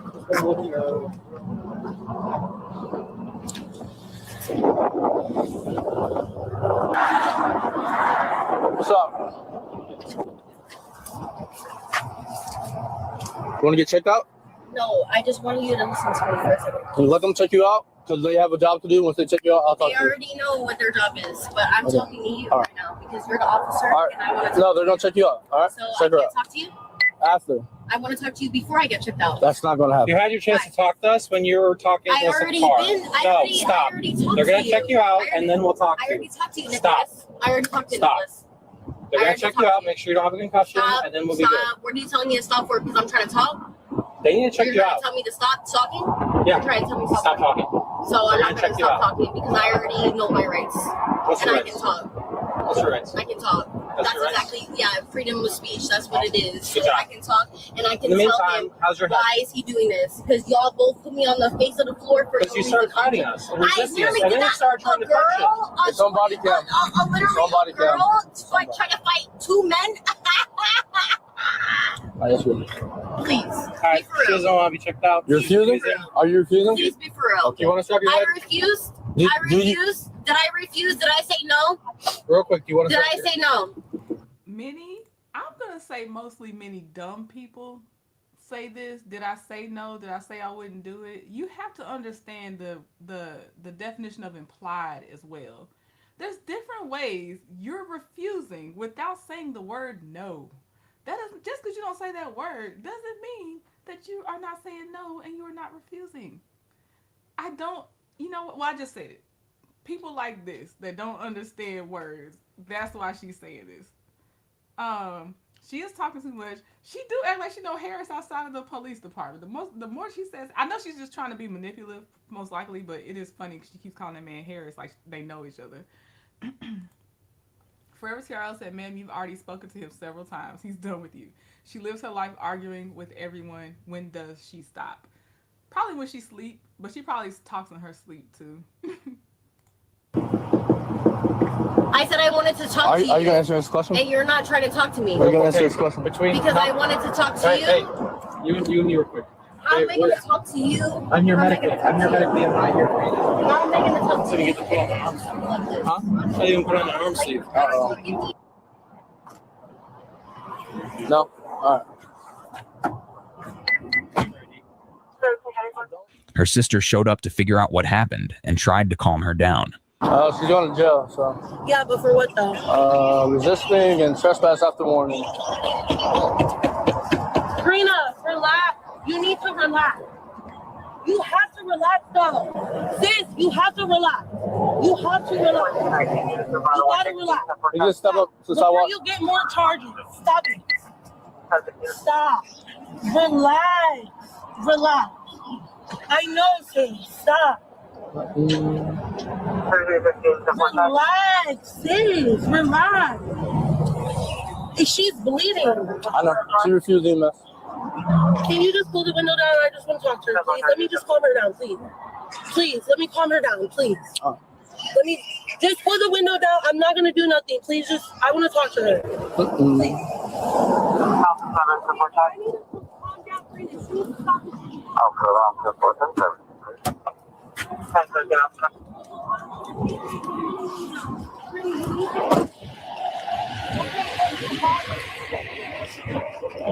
Sis, but you have to calm down. You're not making. Stop it. You have to calm down. You have to. Those family genes are strong because I do see their faces. They do look a lot alike. Good question about the ponytail. Last I saw the ponytail, it was on the windshield. It was on the windshield. Also, when her sister showed up in a black shirt, I was looking to see if it had a collar because I'm like, do y'all both work at Olive Garden? But I see it's just a t-shirt. Calm down, Karina. I know, sis. Sis, what is she in trouble for again? My mom wants to know. Step up to the sidewalk. I'm gonna roll up the window.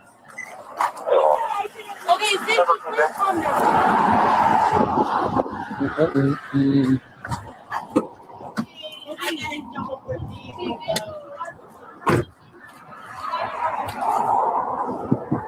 step over here. Sidewalk.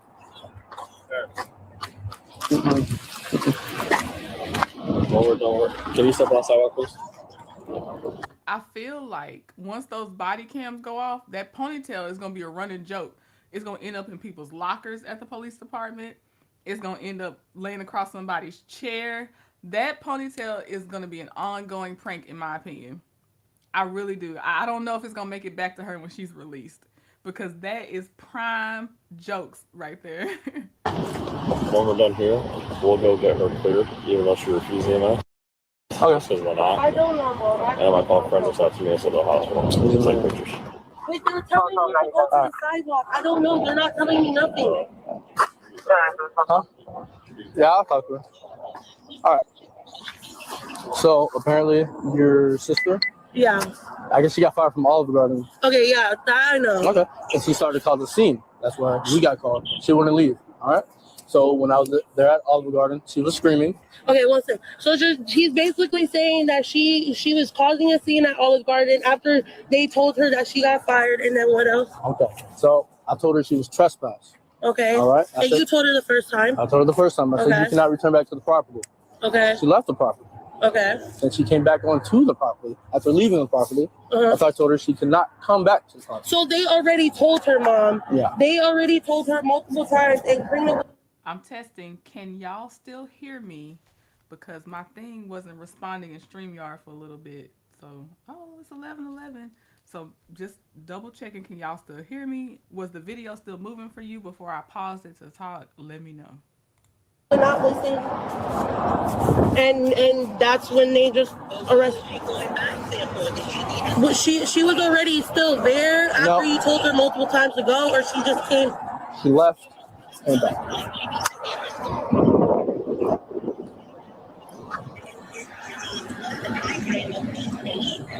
And she was punching at us also. And she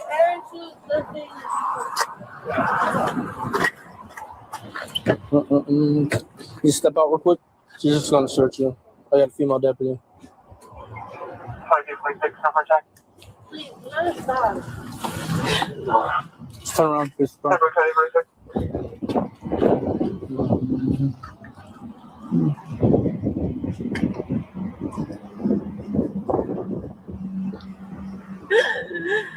Oh, I hate this fucking world, bro. This fucking world is fucking stupid as fuck, bro. It's stupid as fuck, bro. They're always right when they say it's stupid because you're right. This is a dumb situation. Okay, I just raised it to 200, which is the maxed out level in StreamYard. Let me know if this volume is still too low. The last thing I can try to do is remove echo cancellation, which may be suppressing my voice. I have so mad StreamYard changed my settings. Why would they do that? Oh wait, is it yes? I'm still too low? Yes? Or yes, you can hear me better, yes. Oh, I hate this fucking world.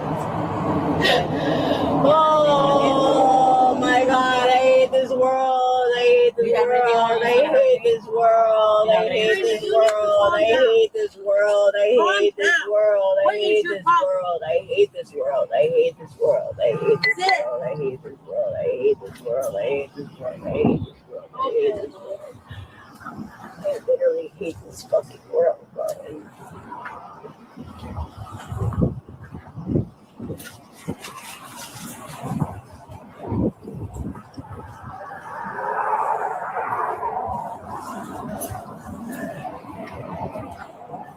Thank you. All right, let's get her to, because we have a long night with her. I'm skipping. They're trying to get her to go to the hospital, so let's see how she does. Is this the hospital? Possibly. Let me see. Hold on. Ugh. She does so much whining. What am I? What am I categorized as?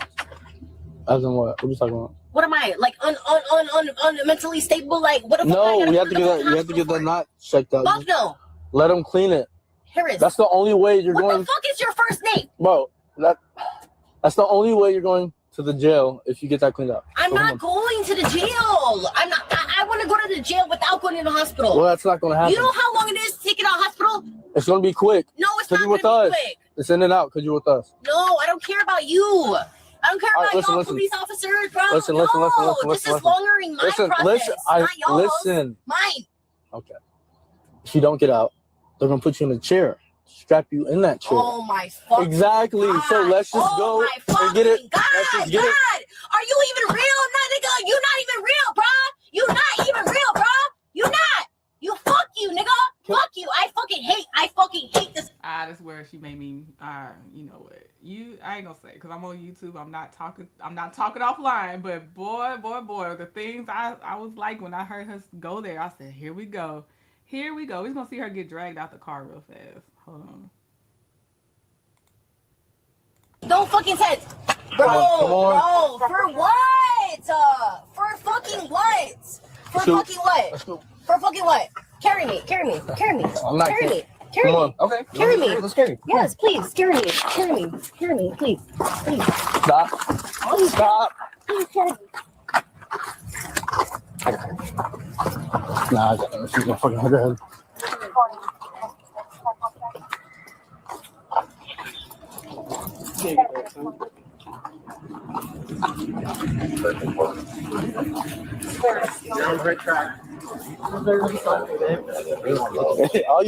All you have to do is walk. There was no reason for me to even come here. There's no reason for me to come here. Literally no reason for me to come here. Literally no reason for me to come here. Literally. I had to make sure y'all saw how they had to get her. Look at the stupidity of how they have to get her. And she deserves every part of this. And I hope How many views did this get on the original? This is Patrol Pro. Let me see. So at minimum, 605,000 people got to see her act like a fool, and I love it. I love this for her. I hope she's thoroughly embarrassed. Cause she want to throw out the N-word. I hope it never goes away for her, honestly. Like, yeah. I hope if she writes them and says, "Can you take this down?" they say, "Hell no." I want her to be remembered for this. I definitely do. Right. Hey, accidents happen. This is an uneven weight distribution. I tried. We didn't want to take her this way. This is all we had. She fell. I lost my handling. I tripped a little bit. Definitely, Ashley. Yep, she is a fool. You can tell her sister gets tired of her. Yeah, after that last part, I was like, okay, the sister's not fully with the antics then. Because if you're surprised she's back in the back of a police car, you're with a little bit of her antics. Because you should know how she got in the back of a police car. Yep, she could let the fire department clean it up, but here we are. It's everything. Everyone else is doing things to her, not her doing things. Right. And then on top of that, there was no reason to be arrested had she just left the property and not come back. She prolonged everything that happened to her. This is all on her. Not even thinking about the kids. What about the 2 kids? What about the kids, Ashley? All right, let's get the song going before we go to the next one. Because she definitely deserves it. Let me see here. I only play part of it. I won't play the whole thing right now. Let me see. Where are we at? Oh, wow. Sorry, I know it's only been a weekend, but apparently it's been so long I can't. Okay, here we go. The homies go in the jail. Go in the jail. The homies go in the jail. Go in the jail. The homies go in the jail. Go in the jail. The homies go in the jail. Go in the jail. Talking about the heart with no shirt. I go for I had to put the homie up and homie number. He was all in the street. I'm pretty sure the homie was up with me. The stars on my team. I'm just living my dream. Man, you know I got my name is freestyle, man. I'm going too hard. Man, shout out homie in the front of the car. Said you go in the jail. Said you go in the jail tonight. The homies go in the jail. Said you go. I apologize if there was an echo because I forgot to mute the screen. So if there was an echo, I'm sorry. I can prevent that. That was an accident. Okay. What prosecutors have to prove about her, which I think we're on the same page on this one for most of us. But for trespass in a structure or conveyance, prosecutors generally must prove the defendant was initially authorized, licensed, or invited to be inside the restaurant, which she was until she got fired. Okay, it was an echo. Yeah, I forgot to mute the window. I thought so. And the owner, lessee, or person authorized by the owner or lessee warned the defendant to leave, and the defendant willfully refused to leave after receiving that warning, and a human being was inside the structure at the time, making the offense a first-degree misdemeanor. Possible sentencing could be up to 1 year in jail and a fine of up to $1,000. Second charge, resisting an officer with violence, third-degree felony. Prosecutors generally must prove the officer was legally authorized to execute process or was lawfully performing a legal duty, and the defendant knowingly and willfully, resisted, obstructed, or opposed the officer, and the defendant did so by offering or doing violence to the officer. Possible sentencing, punishable by up to 5 years in prison and a fine of up to $5,000. Also, if you're convicted for this, you are now a felon, which no one apparently thinks about. Okay, thank you, Forever TRL. My bad, though. It's been a while since I say a while. It's been 1 week, but I get out of routine very fast. Okay, the next one. This employee is accused of stealing iPhones and thousands of dollars from the Apple Store.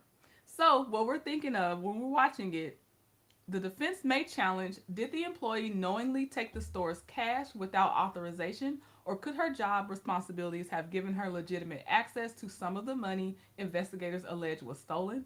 Can Apple reliably establish exactly how much cash was missing and connect those losses to the defendant rather than register discrepancies or other employees with access? Do the registered records, surveillance footage, electronic records, witness testimony, and any admissions clearly establish that the defendant knowingly took the money with the intent to permanently deprive Apple of it? Her second charge, which the defense could challenge, is retail theft. Although the defendant admitted stealing iPhones, did she admit stealing all 19 iPhones? Or is the prosecution attributing additional missing phones to her beyond what she actually confessed to taking? Can Apple's inventory records, device identifiers, and surveillance footage establish exactly which iPhone she stole and distinguish those devices from any unrelated inventory losses? Does the evidence establish the full retail value and number of iPhones actually attributable to the defendant rather than simply relying on her general admission that she stole iPhones? Here you go.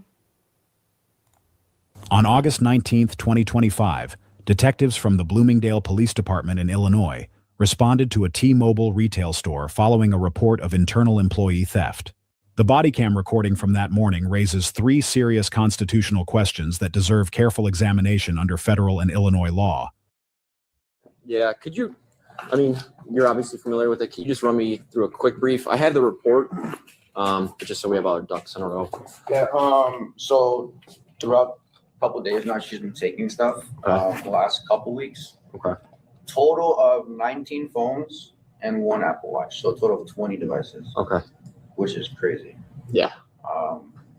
It's pretty significant. So total's like what, $20,000? Yeah. So about $1,000 a piece. Yeah. Okay.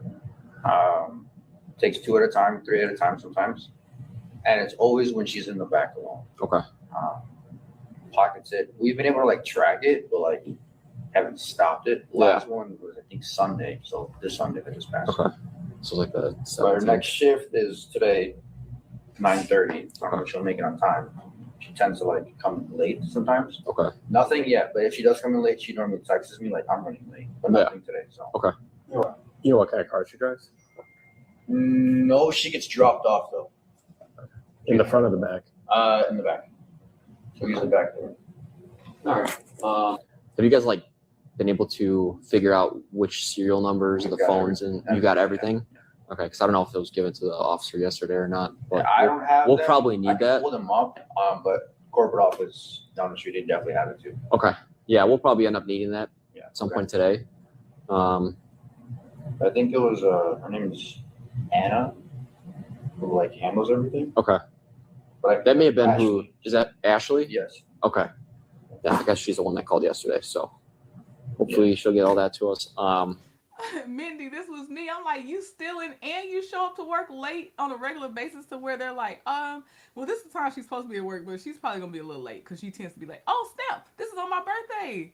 Hey, well, you know, not really a celebration of her stealing, but this is my birthday. Okay. Auntie Natty said, can I get that Apple Watch off of you? What are your guys' intentions with her? No comment on that. I'm assuming they're gonna press charges, but Okay. So then what we'll do when she comes in, we'll take her. We'll take her back, see if she'll interview. Yeah. And then hopefully she'll give up where these phones are and we can get them back. That's, you know, we're just hoping. That's a hope. Yeah, that's a hope. You know. Yeah. So I don't know if you guys are gonna do something on the civil aspect of it. You guys can figure that out. But yeah, we'll take her if you guys are gonna sign complaints, and then from there we'll try to get your phones back. How long has she worked here? Since June. End of May, early June. So it's like fresh. And this just started this month? Yes. Yeah. I normally do like counts every other day just to like make sure inventory. We sell a lot of phones. Yeah. My job is part of my job is to count phones, and I noticed it last 2 weeks Saturday. But we have a system glitch time to time where it doesn't ring out the phone. Mhm. So I played the waiting game, and then I started to see those more phones, and I was like, hold up. Yes, this doesn't make sense. Yeah. When did she get the code for the safe? After she completed training. Everyone has the code. They gotta stop doing that. Look. This is what probation is for. They don't get codes immediately. It probably wouldn't have helped. She just stealing when she got the code 3 months later, if that's what she was gonna do anyway. But that's a quick time to get somebody access to things like that, in my opinion. But it is retail, so they always notoriously understaffed. So It probably wouldn't have been anybody else to back her up if, even if she wasn't trying to steal or anything. It's like okay. I was gonna say individual codes for each person, or Same code. But she has permission to go into the safe. Yes. Yeah. Yes. Okay. Yeah. All right. does it lock out like the? Do you have to wait 10 minutes? So there's a 10-minute time delay. Okay, on so the right side. that shit is legit. Yeah. I didn't know if whenever I buy a phone, that's just some BS. Yeah, I know that. A lot of people think it is. It's literally a 10-minute safe. I'll set it now. But the left side is no timer. So this one, all of our good stuff is here. Okay stuff is here. But we I think that officer asked about the 10 minutes purely because he's been told he has to wait on his off time. Because when he said, "Oh, that S is true," I don't think that matters as far as them being able to catch that she did steal those iPhones from the safe. He wanted to know that for future customer service interactions. I normally have like one of each device, and sometimes we have like multiple devices on this side. But for the most part, she's seen taken from here. Just the iPhones, yeah. Samsung as well, and Apple Watches. Okay. But number of devices, one. All right. Do you know if Ashley's gonna be here today or not? She's not. Okay. I'll reach out to her. She's actually looking up the camera footage live. So And these phones haven't been activated or nothing like that. nothing, no usage on them. No, I tried to see like if like maybe it was a system glitch. Yeah. But nothing. No serial number. Serial number is not in use. You have it flagged, so like if any phone was activated at some point, you get an alert or something like that, or no? Do you just have It's to just more check it like daily? Checking. Yeah. These safes have 2 different codes, Yes.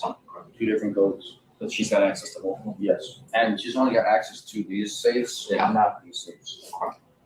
Is that cash and It's stuff all like that? cash, yeah. That's kind of easier to take, so I only have that. Thanks. I was able to watch back some of those videos, see how she was able to open. She was taking from both. Yeah.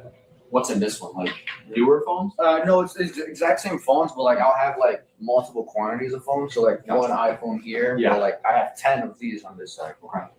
Right now I have nothing in the safe, but normally it's like a good double-digit quantity. Anybody else scheduled to lunch today? I'm sorry? Yes. 2 more people, but one is going to be opening. He's on his way. And then one closes tonight. So, sorry, 2 openers, 1 closer. All right, let's get to when she arrives. Let's see here.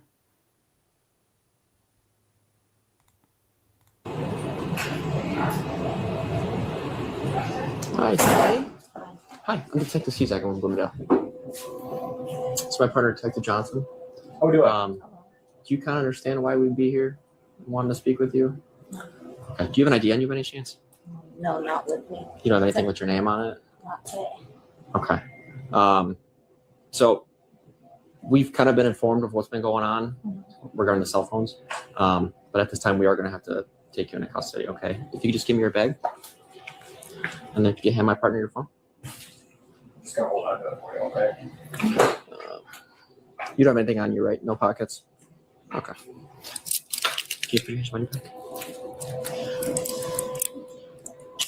Is this your store key? Okay. We'll take that. That's probably Dave. Dave, is that you? Oh, get your shirt. I would think they'd have a camera at the safe because y'all did y'all hear in the beginning how he said he caught it? He said because his inventory numbers were off, but to be sure, he waited longer and then it kept going down, down, down. And that's how he realized, and hopefully he checked the code too, but like, where's the cameras? What do you mean you had to just count the inventory? That's the only way you knew. 674. Tiny wrist. Is that too tight? I'm gonna lock this so it doesn't tighten up on you, okay? Okay. How long have you been working at T-Mobile? 2 weeks. 2 weeks? 2 months. 2 months? Okay. Did you work anywhere before Yeah, Vision Works. that? Okay. Why do you think that we're in this situation right now? I just was looking to hear from you. I'm sorry. Ashley said they gave all the employees the same code. So did I miss how he deduced it was her then? Because I thought at least you could tell by the code. Is it that she was the only one on shift? He named some other people that do the opening and closing, and she show up late, so we know she ain't opening. I don't know if she closes, but how did we figure out it was her? Now, based on what she's gonna say, we're gonna know it's her. But I'm just saying, how did he figure out to call the police on her? Okay. So, obviously. The first and most consequential issue is the apparent absence of a Miranda warning before custodial interrogation began.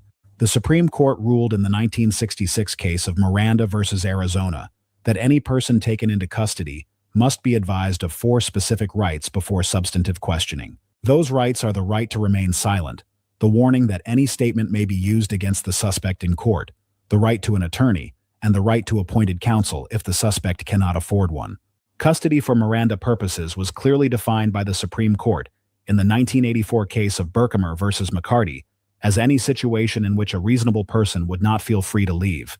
Handcuffing the suspect, taking her bag, her phone, and her store key, and announcing transport to the police department satisfies that standard beyond any reasonable dispute. The Supreme Court further clarified in the 1980 case of Rhode Island versus Innis that interrogation includes any words or actions reasonably likely to elicit an incriminating response. Asking a handcuffed suspect why she thinks the police are speaking with her at the location of the alleged crime plainly meets that threshold. If no warning was administered before that exchange, every admission that followed is presumptively inadmissible at trial under the exclusionary rule. I didn't want to interrupt the information, but Teresa said, I think they do have cameras in the back and front. I have a question. When he was saying how he caught her, did he reference, after he explained all the other ways that things work, did he reference, I then went back to check the footage and I saw it was her? Because if everybody has the same code, now you might have high suspicions, but to call the police and be like, she stole it, I just want to know, how did he get to her? Did he mention the exact time frame? It was only her that could have been there. I just need to know, because same code means it could have been any employee. You come on your off time technically and take it because all of y'all have the same code. So he did not mention cameras. Okay, so how did he narrow it down to specifically her? Now, again, when she talks, it don't matter no more after she talks. But I do want to know, how did he be like, oh, okay, this is the one. Nobody else. Not, oh, it could be down to 2 people. It was her. Phones and some other items are missing. Do you know anything about that? Some phones and other items? Mm-hmm. What other items? Apple Watch, AirPods. Yeah, I do know about the phones, I do know about the watch. Tell me about the phones. I'm not gonna sit here and lie to you and act like I don't know what's going on or what's happening. Yeah, I appreciate that. So, yeah, I do know about the phones that are missing. Yeah, it's me. Do you know how many phones are missing? No. No, okay. What was the reasoning for taking those phones? Dumb reasons, not really thinking about it. Okay, I keep seeing y'all mention the 10-minute wait, 10-minute wait. I need you to link, how did the 10-minute wait narrow it down to just her? I understand there's a 10-minute wait between codes or whatever. How does that draw the line to connect it that it was her because of a 10-minute wait? What does that mean in I know for sure it's none of my other employees, it is her. I just want to know. I would, because let's say she didn't confess and there could possibly have been another employee stealing. I just want to know, how did he, before this confession, know she did it? Okay, there's a 10-minute wait. Okay, now Omar said she had her own code, but they said you have the same code when you're new. They're given a code after training is what he said. And then somebody else mentioned that he said they have the same code. The employees have the same code. So you can't have your, because I was thinking that's, easily she's caught because she's using her code that is assigned to her. But from what I'm getting from y'all in the chat, and I didn't hear anything else, they all have the same code. So there's no distinguishing her by a code used on the safe. Then no cameras were mentioned. Like, hey, I saw this footage, and it was her during those time frames, and when the inventory kept going down, down, down. Ace Moonshot said he said something akin to the phones come up missing when she is in a certain location in the store. I need him to also say, this is just for me though, not that he had to say, but I need him to also say, to settle my brain and how my brain works, that she's the only one on shift during the window it was stolen. I need one more piece. Like, I see how you're narrowing it down, but there's other people that work at that location. Oops. Lost my thing. Maybe she was the only one that was working. And that's what I need him to say. That's exactly what I was looking for, Mindy. I need him to say that. He talked a long time, but he really stuck on the number of phones and the watch, when she got a code. But if everybody has the same code, I don't care when she got a code. You know what I mean? But it's just for my brain, though. Candace said just smiling and stealing. It was shortly... But okay, but see, that's narrowing it down to her. But how does that make you sure that you only should call the police just on her and not maybe the 2 to 3 people working the same shift? Because it's also easy to hide it under a new employee, because now we got a new person that you would more suspect than me that's already been working there for a while. If I'm smart, I'm going to steal when you get a new person. Well, I'm not going to steal. If you're smart, don't steal. But you know what I mean. If I'm at least trying to be more deceptive, I'm going to wait till we get a new person and then start stealing so you can put it off on the new person. While training uses a temporary code, and once you out of training, then you get your own code. Did he say that after training you get your own code? Because what I heard him say is after training we gave her a code to the safe. They probably Mirandized her, Veronica, especially once they got her down to the station. But just like I'm assuming, that doesn't mean they did, but they most of the times they're cutting it out of the camera footage versus they didn't do it, especially once they get them in this very formal setting. Now, if they had been there at the store and questioned her and I didn't get to see it, I'll be like, did they read her rights? But with her being here, I'm going to go with they read her rights, but I am assuming that though. Yes, Poetic Justice, that's what I'm trying to do. Thank you. Defend, I don't want her. I don't want her as a client, but I'm saying these would be questions I would ask with a client I would like to defend. But for her, it's a lost cause. She admitted too much. Is she the only black employee? I don't know. And I hope not, because I don't need her fulfilling the stereotype. Okay, Auntie Natty said he said everyone gets the same code after training. Candace said, I don't know, everyone should not have access to new phones. Only managers should get them, to be honest. That's how you minimize risk. I agree. That should be a policy. That should be their process. I totally agree. So basically, we're getting to, there is not a significant way that he said out loud on how he narrowed it down to one person. Not 2 options, one person. He was right, but I just want to know how he got there. He said they get the code when they finish. The code, exactly. The code when they finish training, not a personal code. All right. You just short on cash or something? Trying to pay for student loans? Because that's something we can understand. I mean, pretty people can understand it, but yeah, but like, I wasn't smart thinking to do. Okay. Actions come with consequences. Yes. No, but being forthcoming about it, obviously, that's better for you in the long term, you know, because we can say, like, you know, hey, she took this because she needed the money or she's short of money. You know, she's going to school full time. She got 3 more years, and school's not cheap. I mean, it wasn't cheap when we went to school. I can't imagine what it's like right now. Definitely can't think what it is for you guys to go to school than what I'm going for. Yeah. So how much you have in school loans? Chamberlain ain't cheap, I know that. Said Chamberlain ain't cheap. Chamberlain ain't cheap. Chamberlain ain't cheap. Like, I think for Chamberlain, I think I have 10 left to pay down. It's not that bad. It's not that Yeah, that's what's left. Yeah. I've been paying them for it since the start. Yeah. That's why I was switching, because I was like, this is way too expensive. I can't constantly pay them. Yeah. I get that. So is that kind of why? Is it just short on money? Yeah. Okay.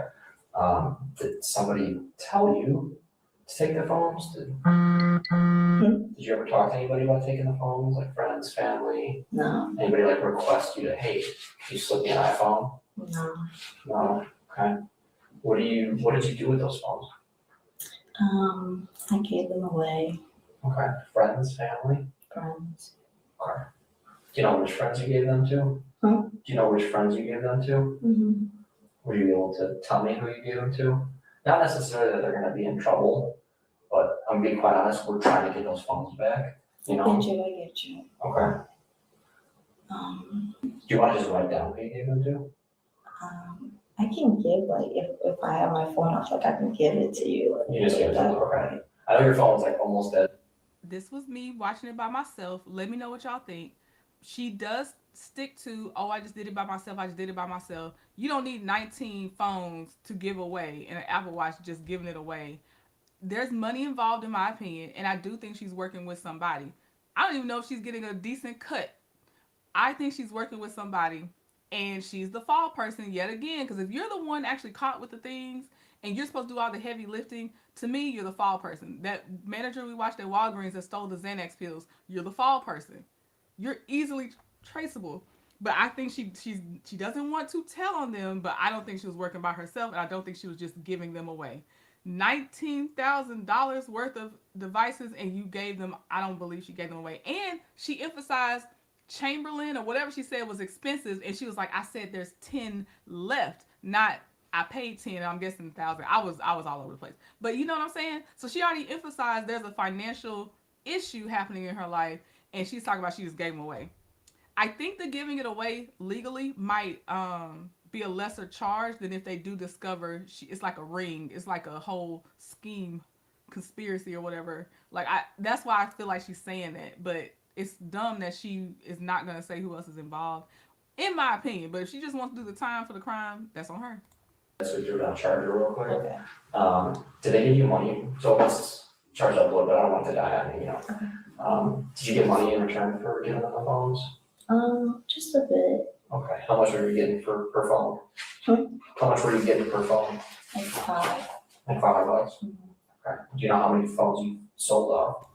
Okay, she admitted to selling now. Okay, all right. I thought we were gonna stick to she just gave them away, but she's saying she got $500 per phone.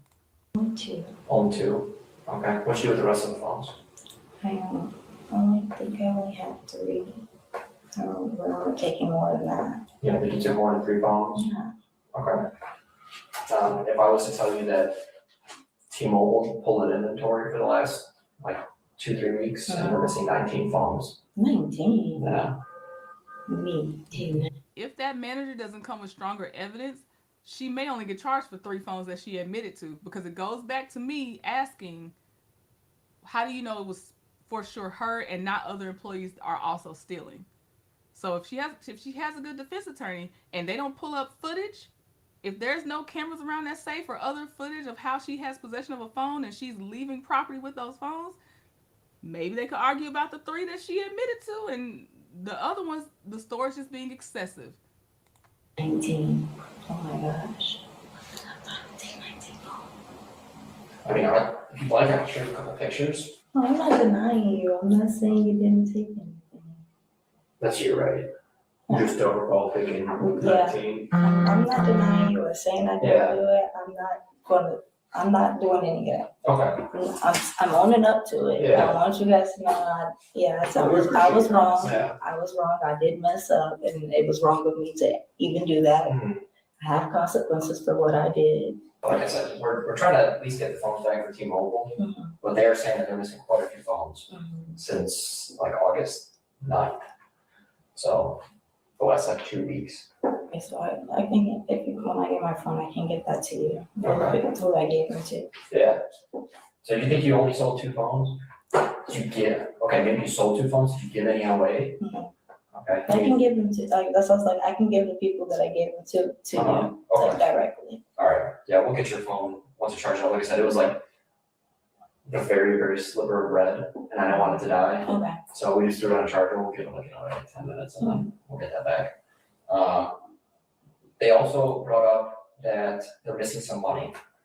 So what do you mean? What was explained to me is that sometimes you guys will be giving cash as like a deposit, whether it's for a statement or for like a phone, and then it's found some inconsistencies with what was supposed to be deposited and what was actually deposited.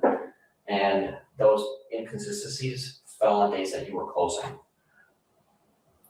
Did you happen to like swipe some cash? No, that's No? one thing I've never done, like Okay. take anything out of the register, no, because like I've been in any job and never wanted to go into the register, do that. The Yeah. phones, yes, I did, but the register, no, I've never done that. Okay, so you never took any cash No, from like I've never. deposit box? No, I don't Okay. remember ever doing nothing like that. 'Cause I've never done that at any job, ever. I wouldn't do that. Cause we have to count it to make it right, so Yeah. I wouldn't do that. Okay. All right. Have you done this in the past? No, No? no. Just only this first time with Yes, T-Mobile? yes. Okay. I've never done anything like this ever in my life. Lies. To me, that's a lie because you've been on this job since June. It is now August 20th. I think they said she started in June. It is now August 20th. You're not there long, and possibly you're stealing 3+ phones at a time. That's not a, oh, this was my first time. That's a, I knew what I came in here for and I'm going to do it. Forever TR said, is she one of those, I never do anything wrong, it was just a little mistake? See, I think she knows she did wrong, and I'm with, who said it, with the half-truths. Ashley said, I think she's just speaking half-truths, although, if you're already like, let me only tell a half-truth so I don't get myself in trouble, why talk at all before you get an attorney? Because it sounds like you have a little bit of self-preservation. I don't know, but I don't believe this is her first time. Most times we seen on body cam, I'm not gonna believe it's your first time. It's gonna be rare. It's gonna be rare. Okay, so what made you do it? Getting a lot of stress. Okay. And I wasn't, like I said, I wasn't really thinking straight. I was just like, okay, I'm just do this. And then, yeah, really messed up. Okay, I mean, people make mistakes, right? You've never been arrested before? No. Okay. So maybe this was just a I've mistake. never been seen inside of a jail. Yeah. Well, ours is actually, I don't think we're gonna put you in a cell, so. Except for when we someone hit our car and we came in and was like making a police report. But other than that, I've never seen an inside. So no, I've never. Hopefully this will be the last time, right? Yes, please. Okay. I will never do this again. The people that you get the phones to, are there any more? I kind of think she means I'll never take as many at this time again at one time because it raised up too much of a red flag. Phones left at your house? No. You got some in your bedroom or anything like that? No, I do not. No? Not at all. Okay. That's why I said I can give you exactly who I gave the phones to, so you can go there because there's nothing I can give you at all. Okay. Because I'm empty-handed to get them back, so I can give them directly to you. Okay. To you. And it was always just friends and family or friends? Did you sell anything on Facebook Marketplace or off road? I think I gave one to like a family friend, like not my friend, but like family friend of a friend, like that type of friend. Okay. So yeah, that's who I sold it to. That's why I said I'll give the people directly to you and show you who I gave them to. Yeah. And who I gave them to and who I sold them to, so you can know. Okay, yeah, I'm not trying to like jam them up. No, you're like, fine. like I said, we're just trying to get the phone. No, back. you're fine. Yeah. You're fine. I'm in the wrong. You're not wrong for asking any questions. Okay. What's a good phone number for you? 'Cause I don't know if you ever got that. I think you wrote it on there. Okay. Does anybody in your family, like immediate family, know about this? Your mom, or is it dad said that? Nobody knows. Nobody knows about it? No. Okay, boyfriend know about it? No, not even now. Okay. So it's just kind of like a spur of the moment, hey. Yeah, that's why I said it's really on me. Nobody else would know anything about it. Okay. So that was my. I'm gonna tell you, this is my opinion. She's in love and she's covering for whoever else she's doing this with. Too many times we've seen the For My Mans and the other stuff that ends, I don't know the other show names, but you know when women end up in jail, but they did the crime, it started from the fact them dating and they were kind of sold a dream and you know they feel like they look loyal and all this other stuff and you're another fall person. That's really all you are. She had the thieving friends and family plan for Still Day-ish University. Right. I used to make some good money when I worked at the store. I had 2 phones on me, the latest notes and the latest iPhone that made it so easy to sell. Wait, are you saying it made it so easy to sell in the sense of because you knew so much about the phones, Omar? Because you know she out here selling these phones on the streets. I just want to clarify. Do you mean it made it easy to sell because they were your phones? And so you know, you like, I can name you all the features. Can they even get service on those phones? Some of them know how to hack them. Other ones, if they're getting 19 phones, they figured out how to hack them and make them work, in my opinion. Because they were also someone got caught. It's probably in our body cam list or something I've just watched on my own. But they stopped the UPS driver or someone. The police stopped the UPS driver because the UPS driver was on their way to deliver an iPhone.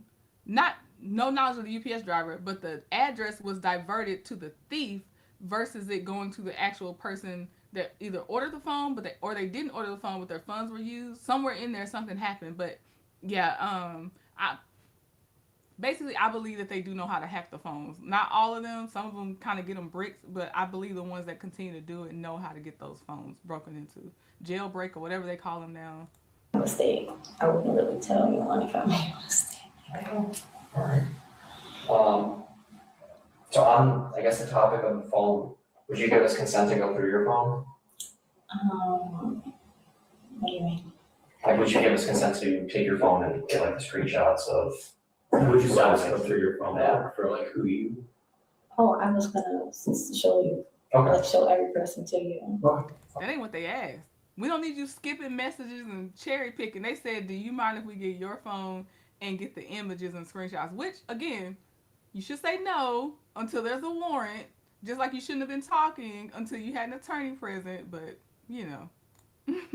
Were you making money through cash? Was it like Cash App or? Cash. They just paying cash? Yeah. Okay. That's why I was like, it's easier. The second constitutional issue concerns the request for consent to search the suspect's mobile phone while she was handcuffed, and the device was already in police possession. The Supreme Court held in the 1973 case of Schneckloth versus Bustamante that consent must be voluntarily judged under the totality of the circumstances. Custody does not automatically invalidate consent, but reviewing courts apply heightened scrutiny when the consenting party is restrained, isolated, and surrounded by armed officers. The Supreme Court added a critical rule in the 2014 case of Riley versus California, holding that mobile phones contain such vast personal information that a warrant is generally required to search them. Consent is one of the few exceptions, but ambiguous responses such as offering to show specific contacts do not authorize a full forensic extraction of the device. The third issue concerns probable cause for the warrantless arrest itself, which is permissible in a public place under the 1976 case of United States versus Watson. Here, surveillance footage, individual safecode records, and inventory discrepancies provide a strong factual basis, and this element of the encounter appears legally sound. On the substantive offense, Illinois compiled statutes. 720, Section 516-1 defines theft as knowingly obtaining unauthorized control over property with intent to permanently deprive the owner. Where the value falls between $10,000 and $100,000, the offense is a Class II felony, carrying 3 to 7 years in the Illinois Department of Corrections. Aggregation of multiple thefts in a continuing course of conduct is permitted under Illinois law, allowing the alleged 20-device scheme to be charged as a single felony count. Illinois compiled statutes, 725, Section 5103-2.1, also requires electronic recording of custodial interrogations for many felony offenses, which makes any audible gap in Miranda documentation a serious evidentiary concern. Based on the recorded footage, Detective Siegel receives a C+, Detective Johnson receives a B-, the suspect receives a D+, and the Bloomingdale Police Department receives a B-. I love this channel when they start grading people, and it's funny to me when they grade the suspect. What gave her a D+, sir? That it tickles me. Yes, if she actually kept $500 from each sale, that almost doesn't even seem like a 50% cut, because if you knowingly are selling things that already aren't legal, you're selling it for cheaper than it's actually worth, which is why you can get,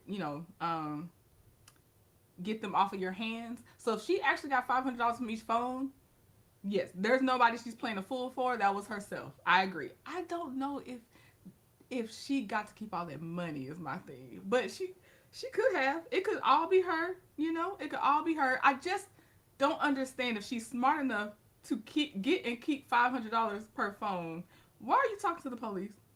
That money adds up fast. And then from misdemeanor to felony gets you there really fast. So I just don't, That's the thing I don't understand, but it still could be possible. She's gonna get off based on how the narrator is talking, possibly. But this is how the narrator does on his channel. He just points out a lot of things like that. That's his normal flow. So I don't know, but possibly. Especially if the store doesn't come with some stronger things. She's not going to get the 19 phones charged, most likely. This is why I couldn't be a lawyer, because I can't remember these different laws from way back then. I follow some paralegal accounts now, and it seems like once the person passes the bar and they have their license and stuff, they lean on the paralegals. The paralegals are doing all this searching, remembering, putting it there for the lawyer to read out loud type stuff. So I don't know if it's actually going to be credit that much to every lawyer. She's a happy criminal. Yes. Hey, Jamie. See, for us, for me, when I was going through school, D+ did not pass. A D was a fail. Any D.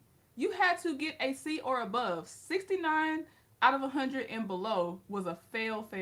But I do hear a lot of people say D is still passing. I even heard somebody say D's get degrees because it's still passing. But I never got to experience this D level of still being able to pass a class.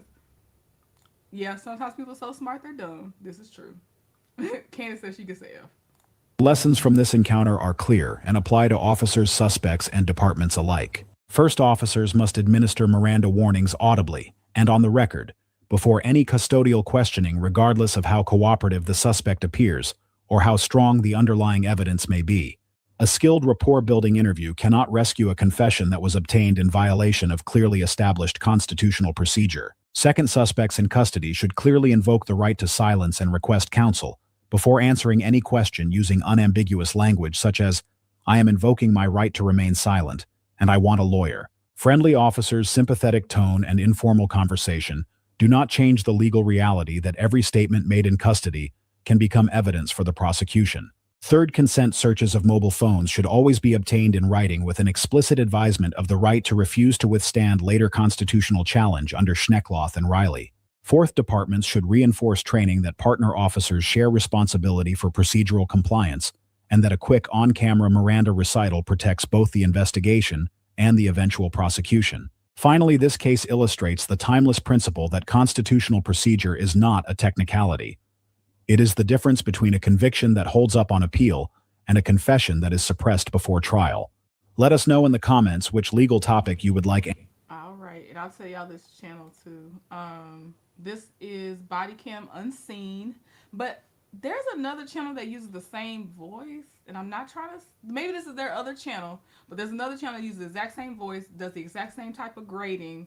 This looks like a newer channel, so take that with a grain of salt, but that's the source I'm using because that is how I'm watching this video today, but I know that voice and those grading techniques from a different channel. Okay. We gotta look at what prosecution has to prove. All right, prosecution has to prove for theft. Let's see. Hold on. Well, first of all, this could be a class 3 or class 2 felony for her theft, depending on the value.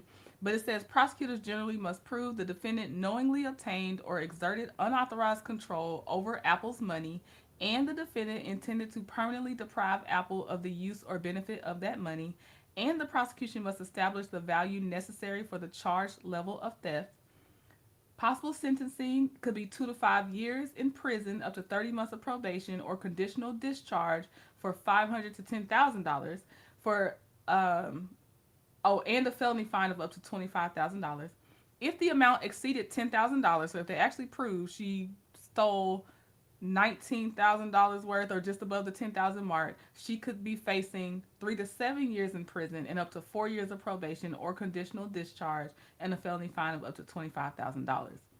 The retail theft, the prosecution must prove the defendant knowingly took possession of, carried away, transferred, or caused to be transferred merchandise displayed, held, stored, or offered for sale by the retail establishment, and the defendant intended to retain the merchandise or permanently deprive the merchant of its possession, use, or benefit without paying its full retail value, and the full retail value of the merchandise exceeded $300 in a single transaction or qualifying transactions constituting a continuing course of conduct within 1 year. And with her admission, if it holds up in court, she has proven at least $3,000 worth of things she did steal, because she said she admitted to 3 iPhones. And then possible sentencing, anything exceeding $300 is a class 3 felony and is punishable by up to 2 to 5 years in prison and up to 30 months of probation or conditional discharge, and a felony fine of up to $25,000. And this was in the state of Illinois. Lately, I've seen a lot, this is all what y'all suggested, and I've seen a lot of them come from Illinois if they're not in Florida recently. All right, and then we have one more video. How long have we been here? Okay, y'all did good on time.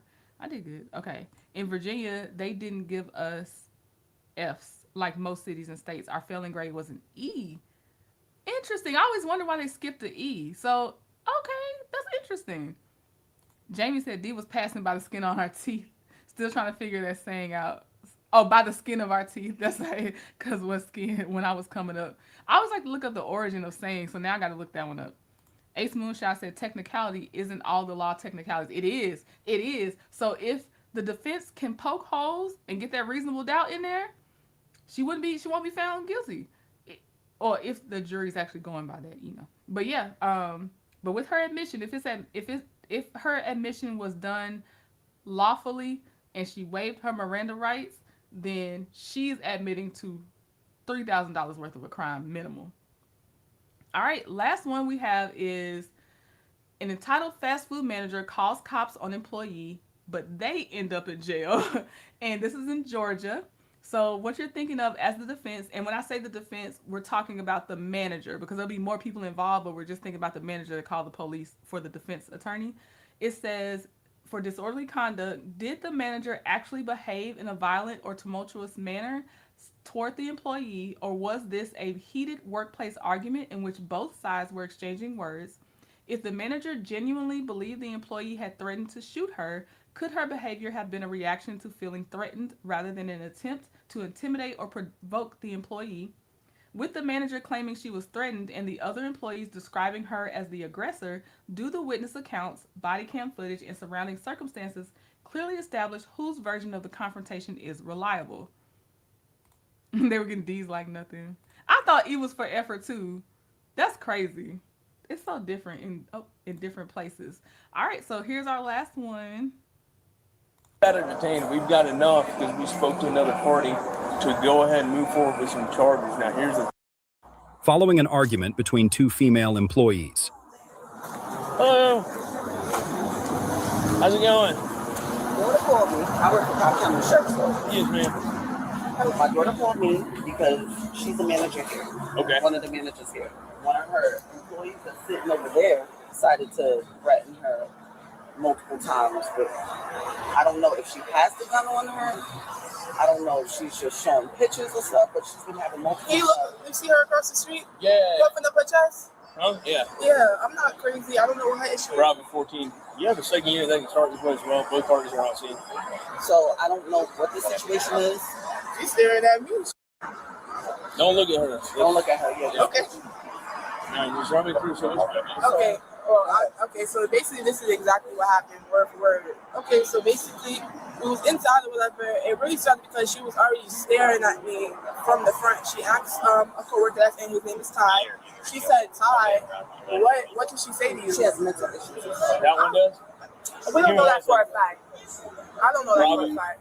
Yeah, anyways though, so she goes and she starts saying that she's gonna shoot me. Okay. She threatened me like that. She showed Did anybody else hear it when that happened? Yes. Not only that, she showed people inside the store a picture of a gun. Okay. Yeah. She showed me a picture of a gun before as well, because before, like I said, I don't have a problem with her. Whatever her problem is with me, I don't know. So you don't know what the issue is or what started This is what I honestly believe, because this is not the first time that she had any problems with anybody. She's 21 years old. Okay. And I'm a manager. She's a manager. So she's not respecting the fact that she's younger than her. You get what I'm saying? Yeah. And I get it. But I keep telling my daughter, don't worry about that stuff. As long as nobody touch you, nobody don't say anything to you, no problem with the issue. But today has become an issue once you start threatening people with a gun. That's an issue to me. And I came up here and I said, let's call the police. Okay. You got your ID with you, young lady? I think I do. I have a picture. You know what sucks? I don't know for sure all of it and who's right and wrong. We're going to get to hear some of the employees weigh in on what they saw. Some only saw partial things. But what sucks is your mom works for the sheriff's office. You get your mom involved. Your mom says call the police, and now you're going to be arrested. That sucks. That sucks a lot. Fine, you got your, yeah, you can pull it up. Yeah, I got another officer coming. We're going to talk to her. Can you get who? Her name is Deanna. Her name? Yes. Okay. Get Get who else saw it when it happened? Oh, Can you get them? Yeah, get them. You see me every day. How are you? Good. How about you? My name is. Okay. I'm also a lawyer. How are you? You a lawyer? Yes. Okay. Did you see what happened? I did. I witnessed the argument, Okay. but I didn't witness anything precursor to the argument. So what'd you hear? I just heard a bunch of. Did you hear anything specific? I didn't hear anything specific, but I know both workers. Because that's who she showed the gun to for a fact, and that's when I seen it. I know both workers' characters. Yes. Okay. Well, I mean. Okay, I guess you could be background information, but right now we need to know what happened in this specific situation because you're not being called as a character witness. You're being asked, what did you see? What did you hear? I'm looking at that right now, so. Yeah. So you see what I'm talking about. So let me get your, you got your wallet on you? You say you got a picture of your ID? Mm-hmm. Pull that up right quick. So you want me to go get Anthony? Is he here? Yeah, Anthony's here. Yeah, just to verify that she showed him the picture of the gun. Yeah. Is he working right now? Yeah. Yeah, get him out. And All right, so we see whose side she on. She going to grab Anthony because the woman may or may not have shown a picture of a gun on her phone. So we see whose character she believes is a good character and a bad character. She seems to be on the side of the manager right now. What's your ID? I'm gonna get your phone number and then we're gonna go over there. Okay. I literally asked her, what is her issue? Okay. Like, literally. Because as a manager, I should be able to come to you if you have an issue. What time did all of this start today? Oh, it was literally not too long ago. So just give me an give me 1 second, because I can tell you what time I called my mom. It started at like 4:30. Okay. Hey, what's going on, boss? Hey, run me through what happened today. Be careful with wet, honey.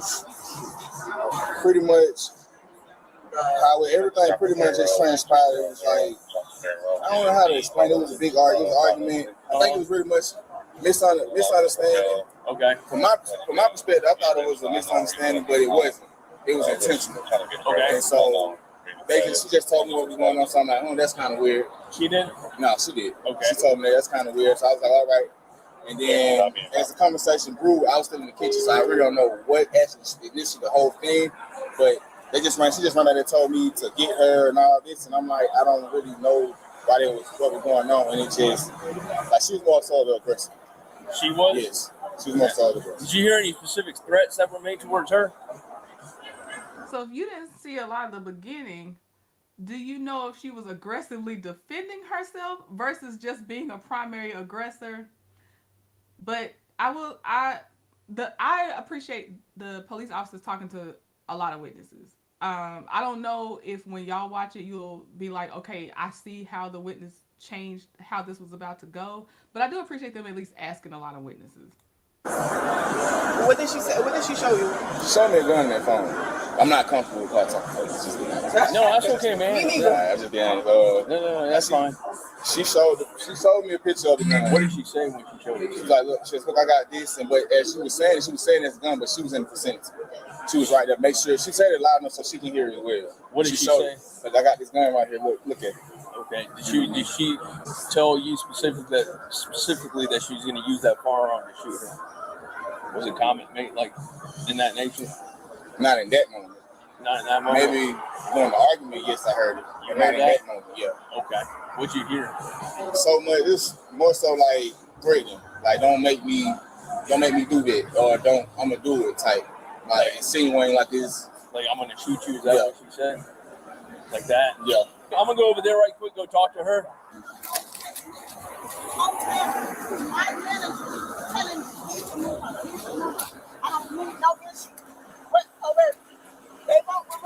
I'm the one that's being released. I'm the one that's being aggressive. But she's steady coming up to me.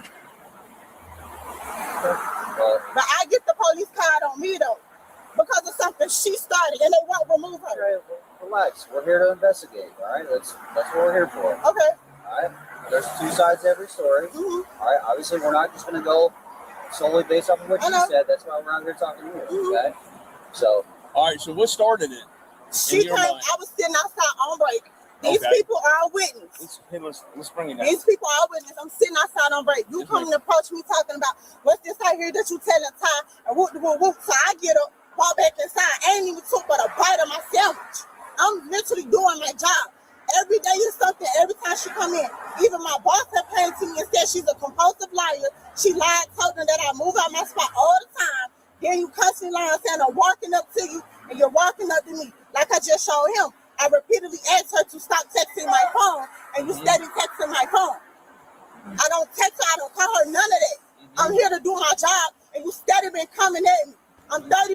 And this is why I like multiple witnesses, because that's so true. Obviously, there's two sides to every story, and then there's the truth.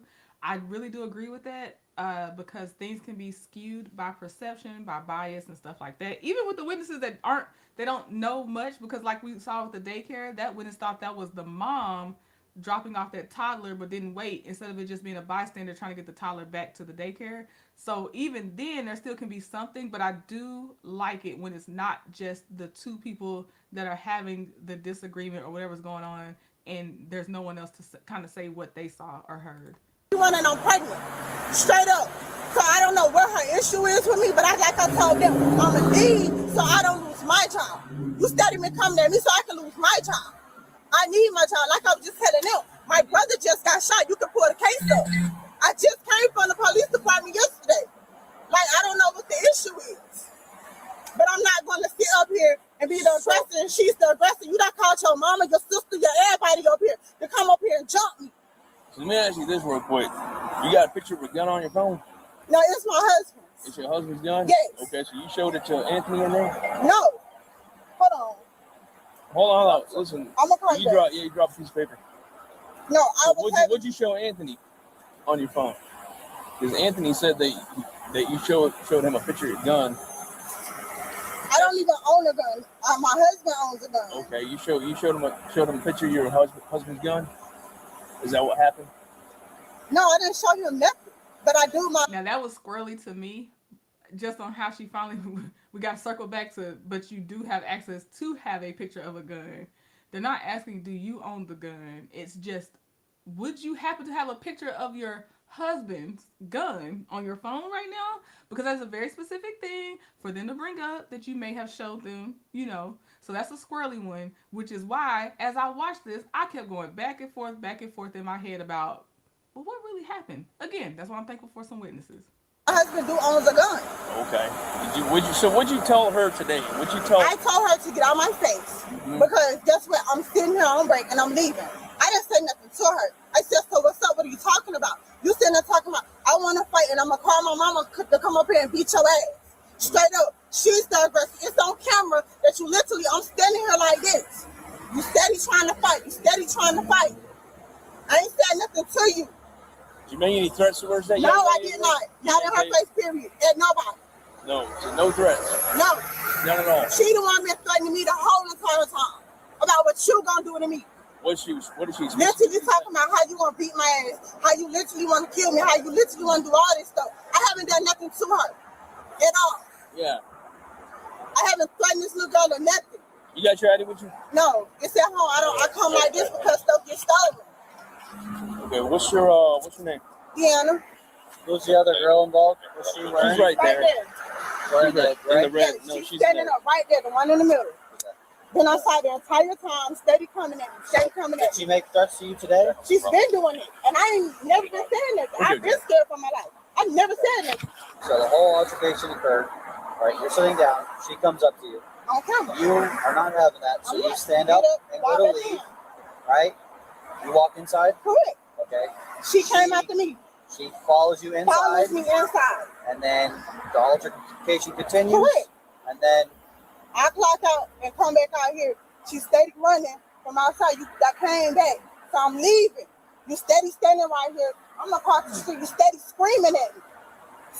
That's what will help the employee a lot. If that manager kept following her to keep things going, that'll help the employee. Because why are you trying to either continue or start a confrontation There was one other thing I thought I wanted to say about this. It'll come. Screaming at me for what? What the issue is? I don't have a problem with her. When she's screaming at you, what is she saying? She's literally saying, come and do it. Come and do it. Come and hurt me. Come and fight me. Come and beat my ass. All that. I don't have nothing against her whatsoever. Mm-hmm. How did all this start, though? Like I said, I was sitting down. Me and my little brother worked together. I've been knowing him for maybe over 7 years, and plus we worked together. She walks up to me talking about, what is it that you asked him, and it's going to be a fucking problem. And I'm like, what the fuck are you talking about? For one, you came at me. I didn't come at you. I've literally told my boss over and over. She has an attitude problem. People come back up here all the time about them being threatened by her all the time. I don't say nothing about that. Was there a history of a disagreement between you two in the past? No. Or is this all brand new today? This is all brand new today. Okay. My boss has been telling me, because like I told him, I feel threatened, I feel harassed all the time. I come in here and I do my job. I'm specifically on ice cream. Nobody else touches ice cream but me. You steady. Okay, now to any outside Sonic person that has never worked at Sonic, I need you to understand how serious it is. Because I was also on drinks and ice cream, and you have a flow going. You do not touch someone's drink and ice cream stand, especially the ice cream, because it's very customized to what customers order, because Sonic is known for letting you literally build however you want this ice cream or however you want this stuff. So don't touch my station, okay? I got a system going, and with me, I get flustered easily, so really don't touch my stuff. But I get it. Do not mess with that woman's ice cream station. I'm on her side on that part. I feel threatened, I feel harassed all the time. I come in here and I do my job. I'm specifically on ice cream. Nobody else touches ice cream but me. You steady come at me. Steady come at me. Steady come at me. You lie on me all the time. My boss have even pulled me to the side and said, hey, can you just do your job, make sure that you don't leave, because when your money comes, it's going to be a whole issue. And I said, okay, cool. So the other day came, and so I texted him this. This was Monday? This was Monday. Okay. I think she ever consider about mine being a manager or working here.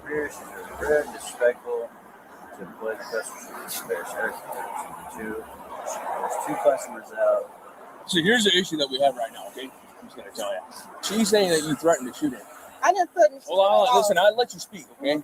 Now it's my turn to speak. Okay. Understood? I'm sorry. Okay. So she's saying that you threatened to shoot her. You showed Anthony a picture of the gun while he was in the back cooking. You said, this is the gun that you own. No. He's saying that while he was in the back and heard y'all arguing, he heard that you threatened to shoot the young lady. I didn't say that. Hold on. Let me finish. I'm not done yet. So based on that, so you've got an independent witness. That's not quite what the boyfriend said as far as what we saw on the body cam when he was talking. He said, I heard either I'll do this or don't you do that or don't make me blah, blah, blah. But he didn't say, the officer asked him, so you heard her say, she's like, don't make me get my gun or whatever. And I don't even know if he nodded yes or said yes, but that's not what the boyfriend said before that cop asked him that question. He said, I only heard a little bit. And what I heard was phrases like, don't make me and blah, blah, blah. So the cop bringing that back to me was an offered answer that the boyfriend didn't actually say, but the cop offered it as a statement of, did you hear that specifically? And I don't remember if he really, really confirmed that's what he heard specifically. You got a victim that's telling us one thing, right? So now we're in the threshold of terroristic threats. So what we're going to do here, you say you're pregnant right now? Yes. We're going to go and detain you. I'm going to handcuff you to the front. We're going to go talk to the young lady over there and figure out whether or not they want to pursue. And then we're going to go from there. But as of right now, you're being detained, okay? So go ahead and stick your hands out real quick. And I got it. All right. I'm going to run back over there real quick. And I'm going to gather some more information. And then we're going to go from there, okay? Okay, so it don't make sense because she's the one that's been the aggressor. Okay. No, because the cook in there saying that you were the aggressor. Okay? Okay. So that's the information that we got right now, but Legacy, you're not under arrest. You're being detained right now, okay? Okay, that's fine. All right. So we're gonna take your cell phone real quick. Just hold on to it. Can you hold on to it? Seriously. I'm not going with you. I appreciate her being patient to wait it out and see how this turns out, because many that we see, the handcuffs go on, they're not arrested, but they have to remain there, and then they take it to the level where you're now leaving no choice or more discretion for the cop to go ahead and make it an arrest. We're just gonna go over there. You ask for camera footage about anything. Yeah, we're gonna go get that, dude. All right, is there cameras in there? Cameras in here. Okay, we're gonna go review some footage. We can't technically. That was one of my turning points. That's what it was. I don't know if they're gonna get to see the cameras, but she was good with saying cameras are in there. Now they're about to go real time look at the cameras, and it was a quick, oh no, you can't. Why? I know we're about to get the answer why, but that's one of the things that raised my eyebrows in this video. Like the person that owns the store or another man named Kowal would have to be here to run it back. We don't got the password for it. Here's the dealio, right? So we've got it. Okay. Thank you. I was gonna let it slide, but Jamie, I thought the same thing. I was like, why you gotta tell her who said she was the aggressor? Like, you don't tell her right now the cook said she was the aggressor. Now I do know it's gonna end up in the police report anyway, but right now, can you not say that? I was thinking the same thing. To run it back. We don't got the password for it. Here's the dealio, right? So we've got it detained. We've got enough because we spoke to another party to go ahead and move forward with some charges. Now, here's the thing. Do you want to prosecute or not? Hold on, Mom. I'm not saying anything. No, this is my thing. Like, listen, this is... Now, see how much she enjoying herself thinking about trying to prosecute the woman. She's enjoying this moment. Straight question, I need an answer. So we've got her in handcuffs right now. Yeah. Okay. Because she threatened me.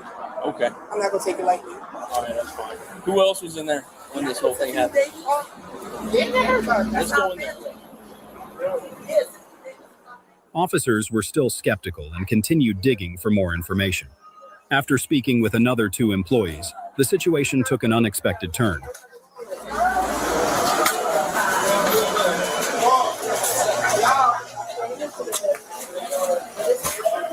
Did you hear what happened? I'll step outside with you. Get everybody inside. Miss, right here. So let's go in the shade right quick. Okay, that's fine over here. Why she got to step back outside? That lady wanted to give her statement without being present in front of everyone, and now because you go in there, why you got to go back outside? Why you looking for what she about to say? That's what it felt like to me. I want to grab one other person. We just need 2. You can just grab one more. Huh? You can grab one more. We need 2 witnesses. So what did you hear? I just heard yelling and screaming in the back. Did you hear specific threats that were made towards? I had just left the bathroom from talking to Amani, and Okay. I had just walked in the store, and then Okay. Amani came out of the bathroom and she came in and said that she had just said so. So you heard the threats? Did you hear her? I did not hear the threat. You did not? I did not. I walked in, and then Amani walked in about 2 minutes. Okay. Let's go down. Okay, that's fine. If you didn't hear it, that's fine. So, Yeah, I walked in right before she did. So okay. I heard literally her say went up to her and started saying, just yelling at her, cussing at her, nothing, like just insane rant. And she did? Oh no, it's a tiny one. This one? Yeah. I was taking out trash, and she just was, what up, you're a ratchet, you blah blah blah, and like, oh, you're 31, blah blah blah blah. I'm blah blah blah, just insane ranting. I didn't understand what it was. Okay. And then she just came back inside. I thought she was going down. Who came back inside? The little one, money. And then she, I don't know her name, but the bigger one was in the kitchen, just being in the kitchen. And Armani went to her and started to square up on her. That was at the very beginning. That was before the threat. So that's what we need. We need the whole picture, right? Yeah. That's what we need. Yeah, so they were outside. So who went to who? Armani went to the big girl. Okay, that's what she said. Okay. Yeah. So I guess the owner was outside on break. Amani came outside, but she said she wasn't trying to start anything or do anything, and then they had a few words. Then they Janet came inside. Maya came back and was like, so what the hell? Like, you have problems with me? You have problems, you know?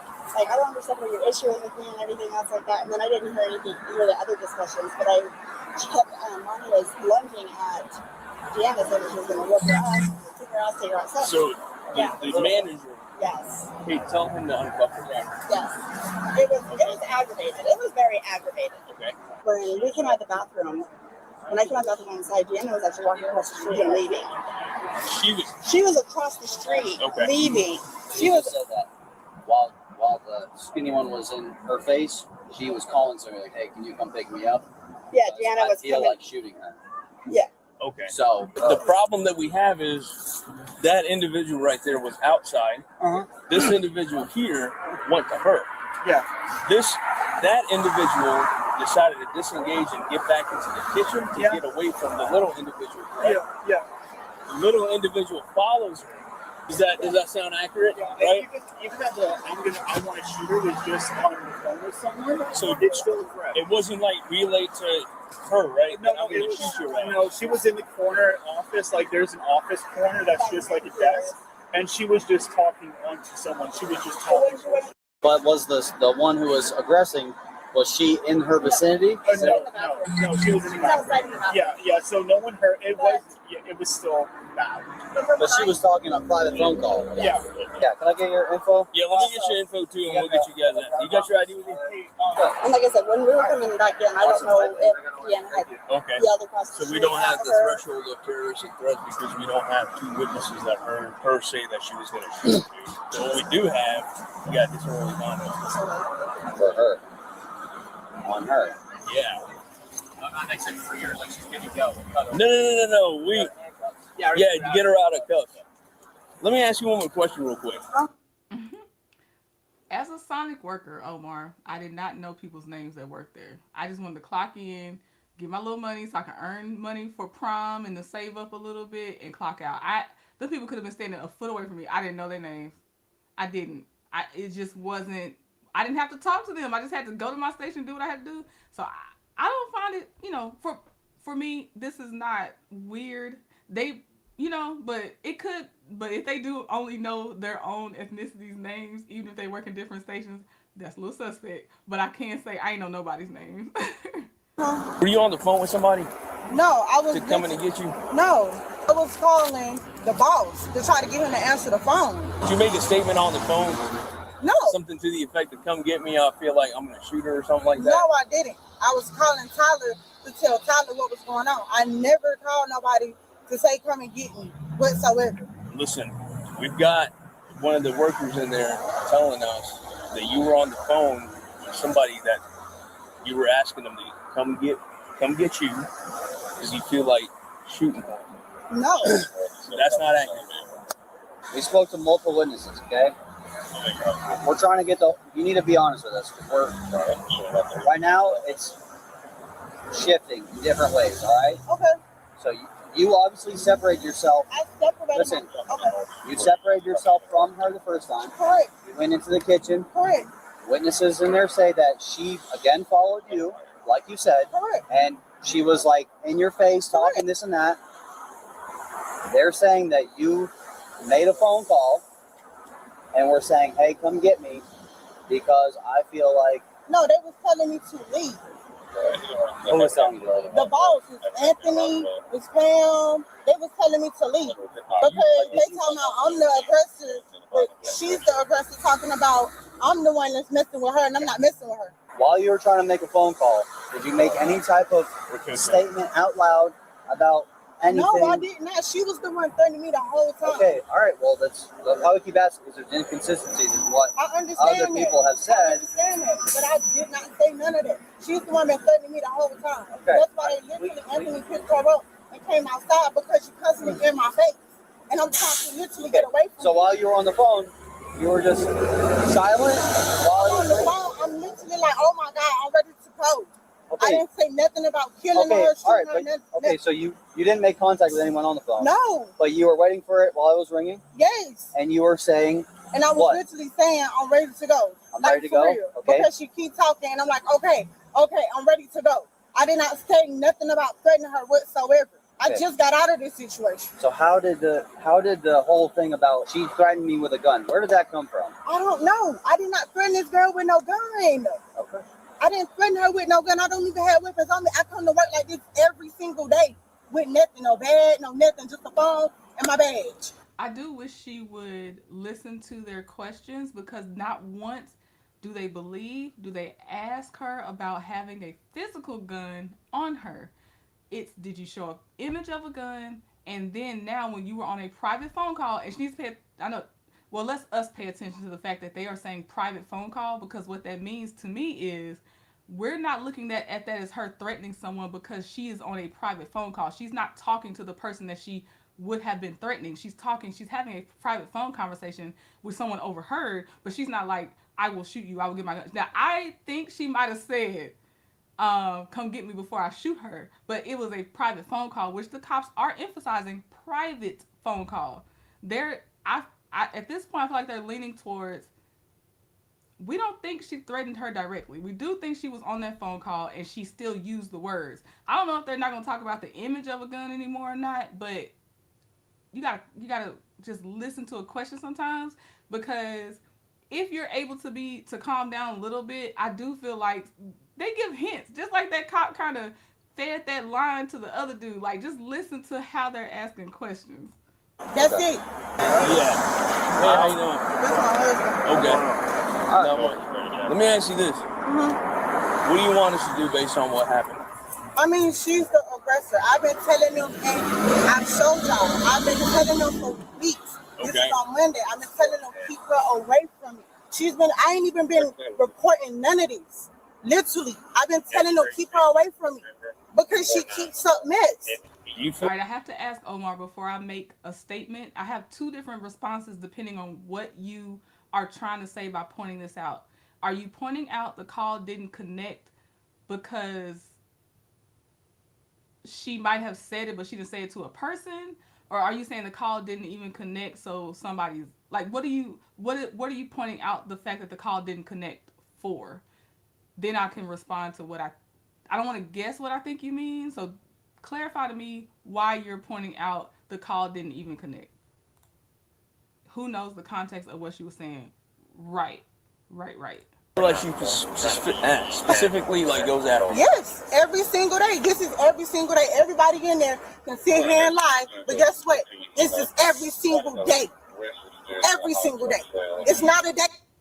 Again, when cops show up to the scene, for that moment, you have to focus on what actually happened today. That day they're making contact with you. Now, when you have to either defend yourself or help the prosecution, depending on what side you're on, then you can go on they'll more care about the history. You can still mention the history, but answer the present questions they're asking if you're going to talk to them, so they can get a picture of what's currently happening on scene, because that's going to be the decision of who's at least going away for a little while in the risk jury.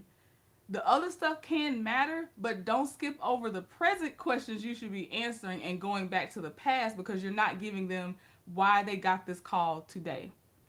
Okay. Omar said, I was asking, is she lying because the call didn't connect, so she's just holding a phone and no one on the phone answered the other line. Okay, thank you. Because I actually, two ways I was thinking about this. I also was wondering, is she lying about the call never connecting?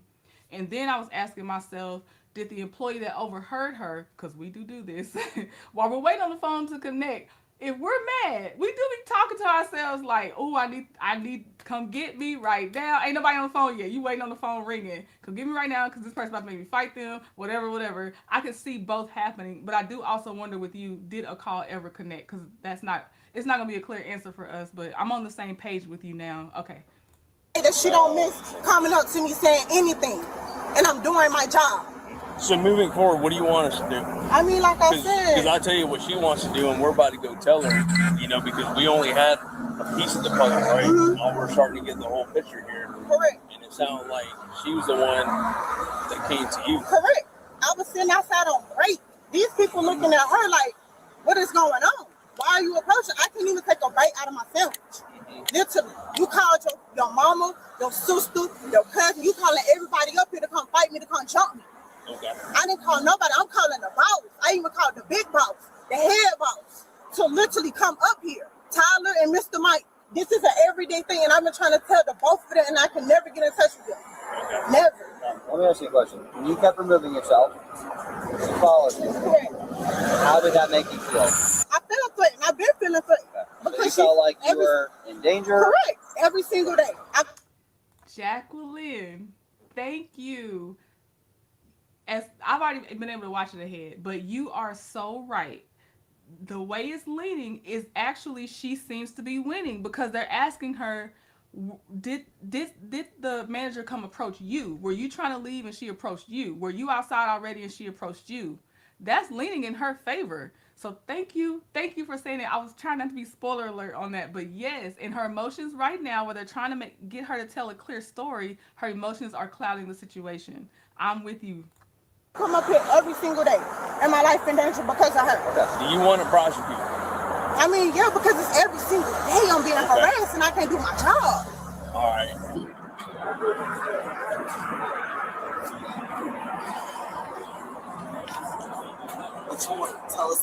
Tell us whatever you need us to know. So we went in there, we started asking a bunch of people what's going on, all right? Everybody's telling us that Deanna was out here on her break. You come out here and there's an argument between you and her, and that you threatened to beat her up, and that you was gonna call your moms and your sisters to come up here. I don't have a sister. Listen, I'm telling you what she's telling me. Notice, okay, I feel like it's weird of what she latched onto when he said, we're being told you're calling people to come up here, and he said like your mom, your sister, and what she focuses on is I don't have a sister versus I'm not trying to call anyone but my mom to help me, or you know what I mean? Like she focused on, she got one of the people I was trying to call wrong. That's how it felt to me. Like, because when you haven't done it at all, I just feel like you'll focus on a wider picture of that accusation, in my opinion, than specifically I don't have a sister. It still can happen, but if I didn't do it at all, we got to start from the beginning of I didn't call anyone to come up here and try to fight her. So I'm saying it's a lie. I don't have a sister. I know. Hold on. So from what everybody's saying in there is that you came out here, and as she's walking away and going back into the kitchen, you started following her. I didn't follow her anyway. I walked right here. She walked this way. That way. I walked this way. Okay, because Look, listen. So listen, there's multiple parties that say the same thing. They say the same facts of you coming out here, disturbing her, getting in her face while she's eating. And this is what I was waiting on for us to actually hear the witnesses. All of them seem to only get partial, but with the exception of the first one that said, I know their characters, they didn't know a lot, but each one did mention the employee on the sidewalk was here and the manager, they used different words, but followed her, came outside, blah, blah, blah. They all used that same things. Where it's like it doesn't seem to me they discussed it. It was just like, if I didn't see anything else, I can tell you she was outside, this one followed her, the smaller one followed her. You know what I mean? Like that's kind of what I was seeing too, even though everybody only got a little piece of the puzzle. And so I understand why with that, it seems like overall, this one right here was causing problems. Now both may have problems and both may make it a not fun place to be at, but following her around is usually gonna get you because you're continuing it. You're keeping it going. Separates herself, and they multiple, not just one, not two, but three, said that you followed her in, and then continued to pursue whatever problem was occurring between you two. Yep. Huh? I'm sorry. Hold on. Can I talk? Because I was trying to talk. Yeah. Hold on. Ultimately, you guys have a She acted like they didn't give her 30 minutes to tell her story the first time, like she wasn't given a chance to speak. I watched a civil. Well, no, man, they had a. She's being terminated. She's fired. This lady that just left. No, she still works. You. Yeah, but I was just told. From who? From her. She's still working. If it's going. Oh, y'all see that? He came in later, I guess, but they're saying that this is the manager was saying that the lady on the sidewalk is fired. And it's not even resolved enough to be firing people and stuff, but she's already saying she's fired. And I guess she said it like she definitely could. Stand up right here and put your hands on your back. You're under arrest. Yep. But why is she under arrest? Okay. Stand up. Put your hands on your back. But why is she, but is she, Disorderly conduct for what? You can explain. but she was the one that sat there and got threatened with the gun. Ma, do me a favor. Go inside, grab my phone, grab everything. It's all right, but that's hold It's on. perfectly fine. I hope you're on rest. Because at the end of the day, there's a threat, and then there's two different things. Because that's not fair. Yeah, 'cause I got threatened with a gun. And I literally had somebody that told you that. Hey, explain to the mom right quick. I'm gonna tell you this right now, okay? So you don't incriminate yourself. You have the right to remain silent. Anything you say can and will be used against you in court of law. All right? If you can't afford a lawyer, one will be appointed for you. All right? You have the right to speak to the lawyer for any questions. She's listened to her rights. First of all, her mom needs to stop being an enabler, in my opinion. But that also was interesting because she did. They showed to the call as she was the victim, so she didn't get read her rights because there wasn't anything to necessarily incriminate herself with because she was the victim on the scene at first. Now that they've gotten more puzzle pieces, it's like, hey, let me read you your rights before you keep talking, because now, you know, she's in custody. It's giving she's not the victim. You know what I mean? So I need her to listen. And with your mom working for a sheriff's office, I just think people need to pick up more from, but the mom sounds like an enabler too, but I just feel like you, if nothing else, you know, stop talking. When you hear the Miranda rights being read, stop talking. Okay? So listen, I'm going to explain this to you so you can understand. All right? We did our due diligence and we investigated the crime. We spoke to, you got spoken to, I believe first. The other lady across the street got spoken to. Okay? You were saying that she threatened to shoot a gun at you or this, that, and the third, and show the gun. Okay? That other lady is saying that she doesn't have a gun, all right? So, she was showing up. But listen, okay? So we pulled witnesses from inside. You said everyone inside heard it and saw it. We pulled 3 parties from inside. All of them said, I've never heard. That guy said it right here. That was just sitting right here. And Anthony literally said he showed y'all that she showed y'all a picture of the gun. He literally said it to you. He said it to Can you go inside and get Anthony Allen, please? We did. Go get Anthony. Get Anthony. And get my phone. I mean, get my AirPods. It's a red case. Okay. And get the I'm calm. You know I'm calm. Get my black bag. Hey, watcher, I'm gonna turn the camera on. Yeah, like please do. Because y'all cheating. Huh? Just watch it. My car's off, dude. I'm gonna have to cut it on.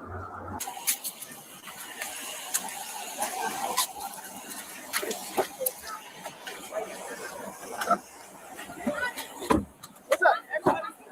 Huh? Have a seat. Wait. Why is this space so small? That's what happened when people be, this is I'm not gonna lower the windows. I'm gonna run the AC for you. Please. Yeah. No, this is small. I know. What the f? What about claustrophobic? Sit sideways. I'm gonna roll these windows down. That doesn't even make sense. She pulled out the help. Ma, and this is why I don't call them, Ma. She pulled, and I get it. These people's weird. Ma, Anthony said he's seen the gun. She showed a picture. All of a sudden, since she said she don't have a gun, she don't have one. These people. No. Here's that. Don't be upset. And Ma, what? I'm gonna come down there right now. Mom getting pissed off. That's not right. There's so much going on with her. Ma, this is the third encounter. Ma, please let them take me because I hear you. I'm about to cry. I don't want that to happen. It's gonna piss me off. So please let them take me before you start crying. And I don't have time for it. I'm gonna tee up, Ma. Please, I don't have time. Please just let them take me. All right, I do want to say this while it's still in my head. I don't take away the fact that things could still be muddy, even with the witnesses, because they all didn't see, didn't hear, but the common thread was the one in the back of the police car kept following the one that's on the sidewalk, which to me gives you were trying to agitate her and stuff. Also, I can easily see her. So she's 21. I had thought she was a teenager. I could see this 21-year-old that has been made an assistant manager somewhere, looking at a 31-year-old that, you know, that seems like a crazy gap to a 21-year-old. That this is where this 31-year-old ended up, while this 21-year-old is still gonna be going places in life. And so I just feel like she felt like she could talk to her any kind of way. She felt like she was an easy target because the mom says she has mental issues. And the mom don't work there. Where does the mom get the idea that this woman has mental issues? Because your daughter's talking about her all the time. So I just feel like there's a lot of things that the daughter has taken advantage of when it comes to this woman, to the point where she's still treating it like school and antagonizing someone because it's fun. I don't even know if there's any other reason that she's doing it. But the lady on the sidewalk, she already said she's been through some things. Somebody just passed or something. She's pregnant. She, to me, has other things on her mind. I feel like that one is probably the one that came messing with stuff at her station. And the little things, if someone, you ain't have to have mental issues, but if you do happen to have mental issues, you're neurodivergent, all kinds of things being out of order can really, really agitate you, because you find your comfort zone and try to stick to that so you can perform at the, you know, at the level that someone that doesn't have anything going on could do, even if they got distractions and stuff. I just see a lot of antagonized, bully, if she was actually calling people to jump this woman. But this is where, by the time we got to this point, I said, I feel like she's at least 85% the problem. And if those witnesses hadn't said what they said, this might have ended up being either like a mutual combat thing or contributing to a fray thing. Possibly the other woman, if the other people hadn't said what they said, possibly the other woman would have been arrested off suspicion of threatening her with a gun, possibly. But she seems like the problem to me. The manager, this 21-year-old, seems like the problem. I see it. Last thing. Also, the charge is only disorderly conduct, which tells me that the police, even though they felt like they had something, they didn't have a lot to make it a different charge against the manager that's in the back of the police car. I hear it in your voice, Ma, please. Like, I know my mom. She was charged with disorderly conduct for disturbing the peace and transported to the Fulton County Jail for booking. All right. Again, disturbing the peace was a very, very minor charge, and I think it's because they don't think they had too much. But let's go ahead and look at what prosecutors would have to prove about the disorderly conduct. They generally must prove the defendant acted in a violent or tumultuous manner toward another person, and the defendant's conduct placed that person in reasonable fear for the safety of their life, limb, or health. And if I believe you're calling somebody to jump me, yeah. And then possible sentencing is a misdemeanor. But apparently here, which is Georgia, it is punishable by up to 12 months in jail, a fine of up to $1,000, or both. But yeah, so, what do y'all think? Did y'all get that by the end, the manager was more the problem, or did you still suspect that the real problem was the employee? Because I want to know, because this one was muddy for me. And I try not to do too much, but just point out what was being said versus being like, for sure that's the problem, for sure that person's the problem, until we got to the end. Because it was a lot going on in that one. And a lot of half stories happening. Go either way. And I get it. I get it. Auntie Nat said the manager. Yeah, without talking to y'all, I was 100%. It's the manager. I mean, even now, it's on the manager, but I understand it's just my opinion, but I'm like, that manager's the problem. She's the problem. She is. Between looking like she's possibly spoiled, possibly enabled, being enabled by her mom, seeming entitled, and then what was described, even if it was only some of it, I feel like she was trying to bully that lady, or she was bullying that lady. I do. Then the lady might have a short trigger where it's easy, but I do feel like it was her. Poetic Justice said, yeah, because if she was in the wrong, she wouldn't have wanted to contact Tyler, the real boss. Oh, the employee on the sidewalk. Got you. I could see that too. Yeah, that makes sense. All right. I won't say it unless I do it. So just look out for live alerts besides our normal morning ones in case I end up doing what I'm thinking. But I don't want to say it and then I end up not doing it. manager for you, Ashley. Jacqueline said the witnesses didn't want to talk in front of the manager or earshot. Right, with the exception of that first one that said, I know each one's characters. They were like, you know, do you mind if we step to the side? Or they just let that body language that was like, I don't want to be right here and tell you what happened. I agree, Jacqueline. That's what they were giving off. And then, of course, in court, you know, they can bring up the other stuff because it's a charge when the police come. It's a conviction when you finish with the court if you're going to be convicted. So it's not done. But what we have from there, I'm like, I get who got charged. I understand why she got charged. Now, I don't know how far, with the misdemeanor, they probably wouldn't go too far in actually getting a warrant to go through the woman's phone to see if she actually did have an image of a gun in there somewhere. You know, because it still could have happened as well. Now, if you calling people to jump me, I might mention my husband has a gun. I don't know, you know, so even if she did do it, I still feel like in response to if you're calling multiple people to try to come hurt me, I might say that, you know, but I'm gonna have a good reason. I'm not gonna tell the police. I'm gonna tell my attorney if I become a defendant though. All right, y'all, that is it for now. We will for sure pick up tomorrow morning if I don't have anything this evening. But I thank y'all. Thank you for sharing your opinions, and you know, y'all make me think differently on a lot of stuff. Yay! Yes, yes, yes. All right. See y'all later. Bye.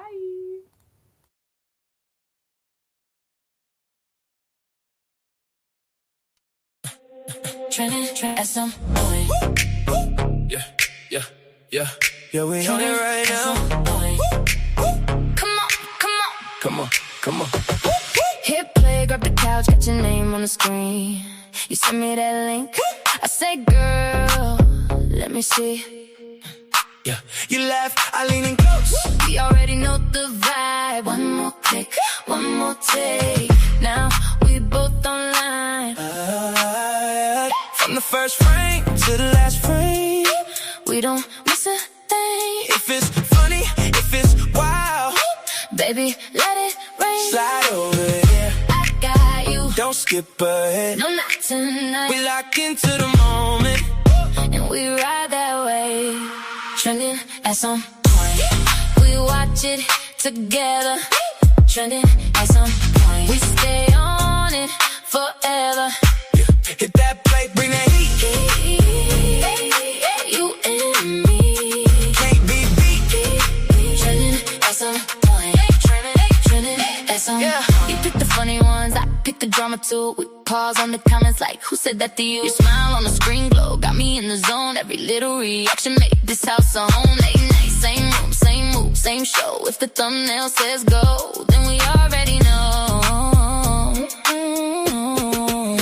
Slide over here, I got you. Don't skip ahead, no, not tonight. We lock into the moment, and we ride that way. Trending at some point, we watch it together. Trending at some point, we stay on it forever. Yeah, hit that play, bring that heat. You and me can't be beat. Trending at some point, trending at some point. If the world goes fast, we slow it down. One more video, turn it around. Talk back to the screen, laugh till we cry. You, me, and the feed all night, all night, all night. Together, trending at some point, we stay on it forever. Yeah, hit that play, bring that heat. You and me can't be beat. Trending at some point, trending at some point, trending at some point, trending at some point.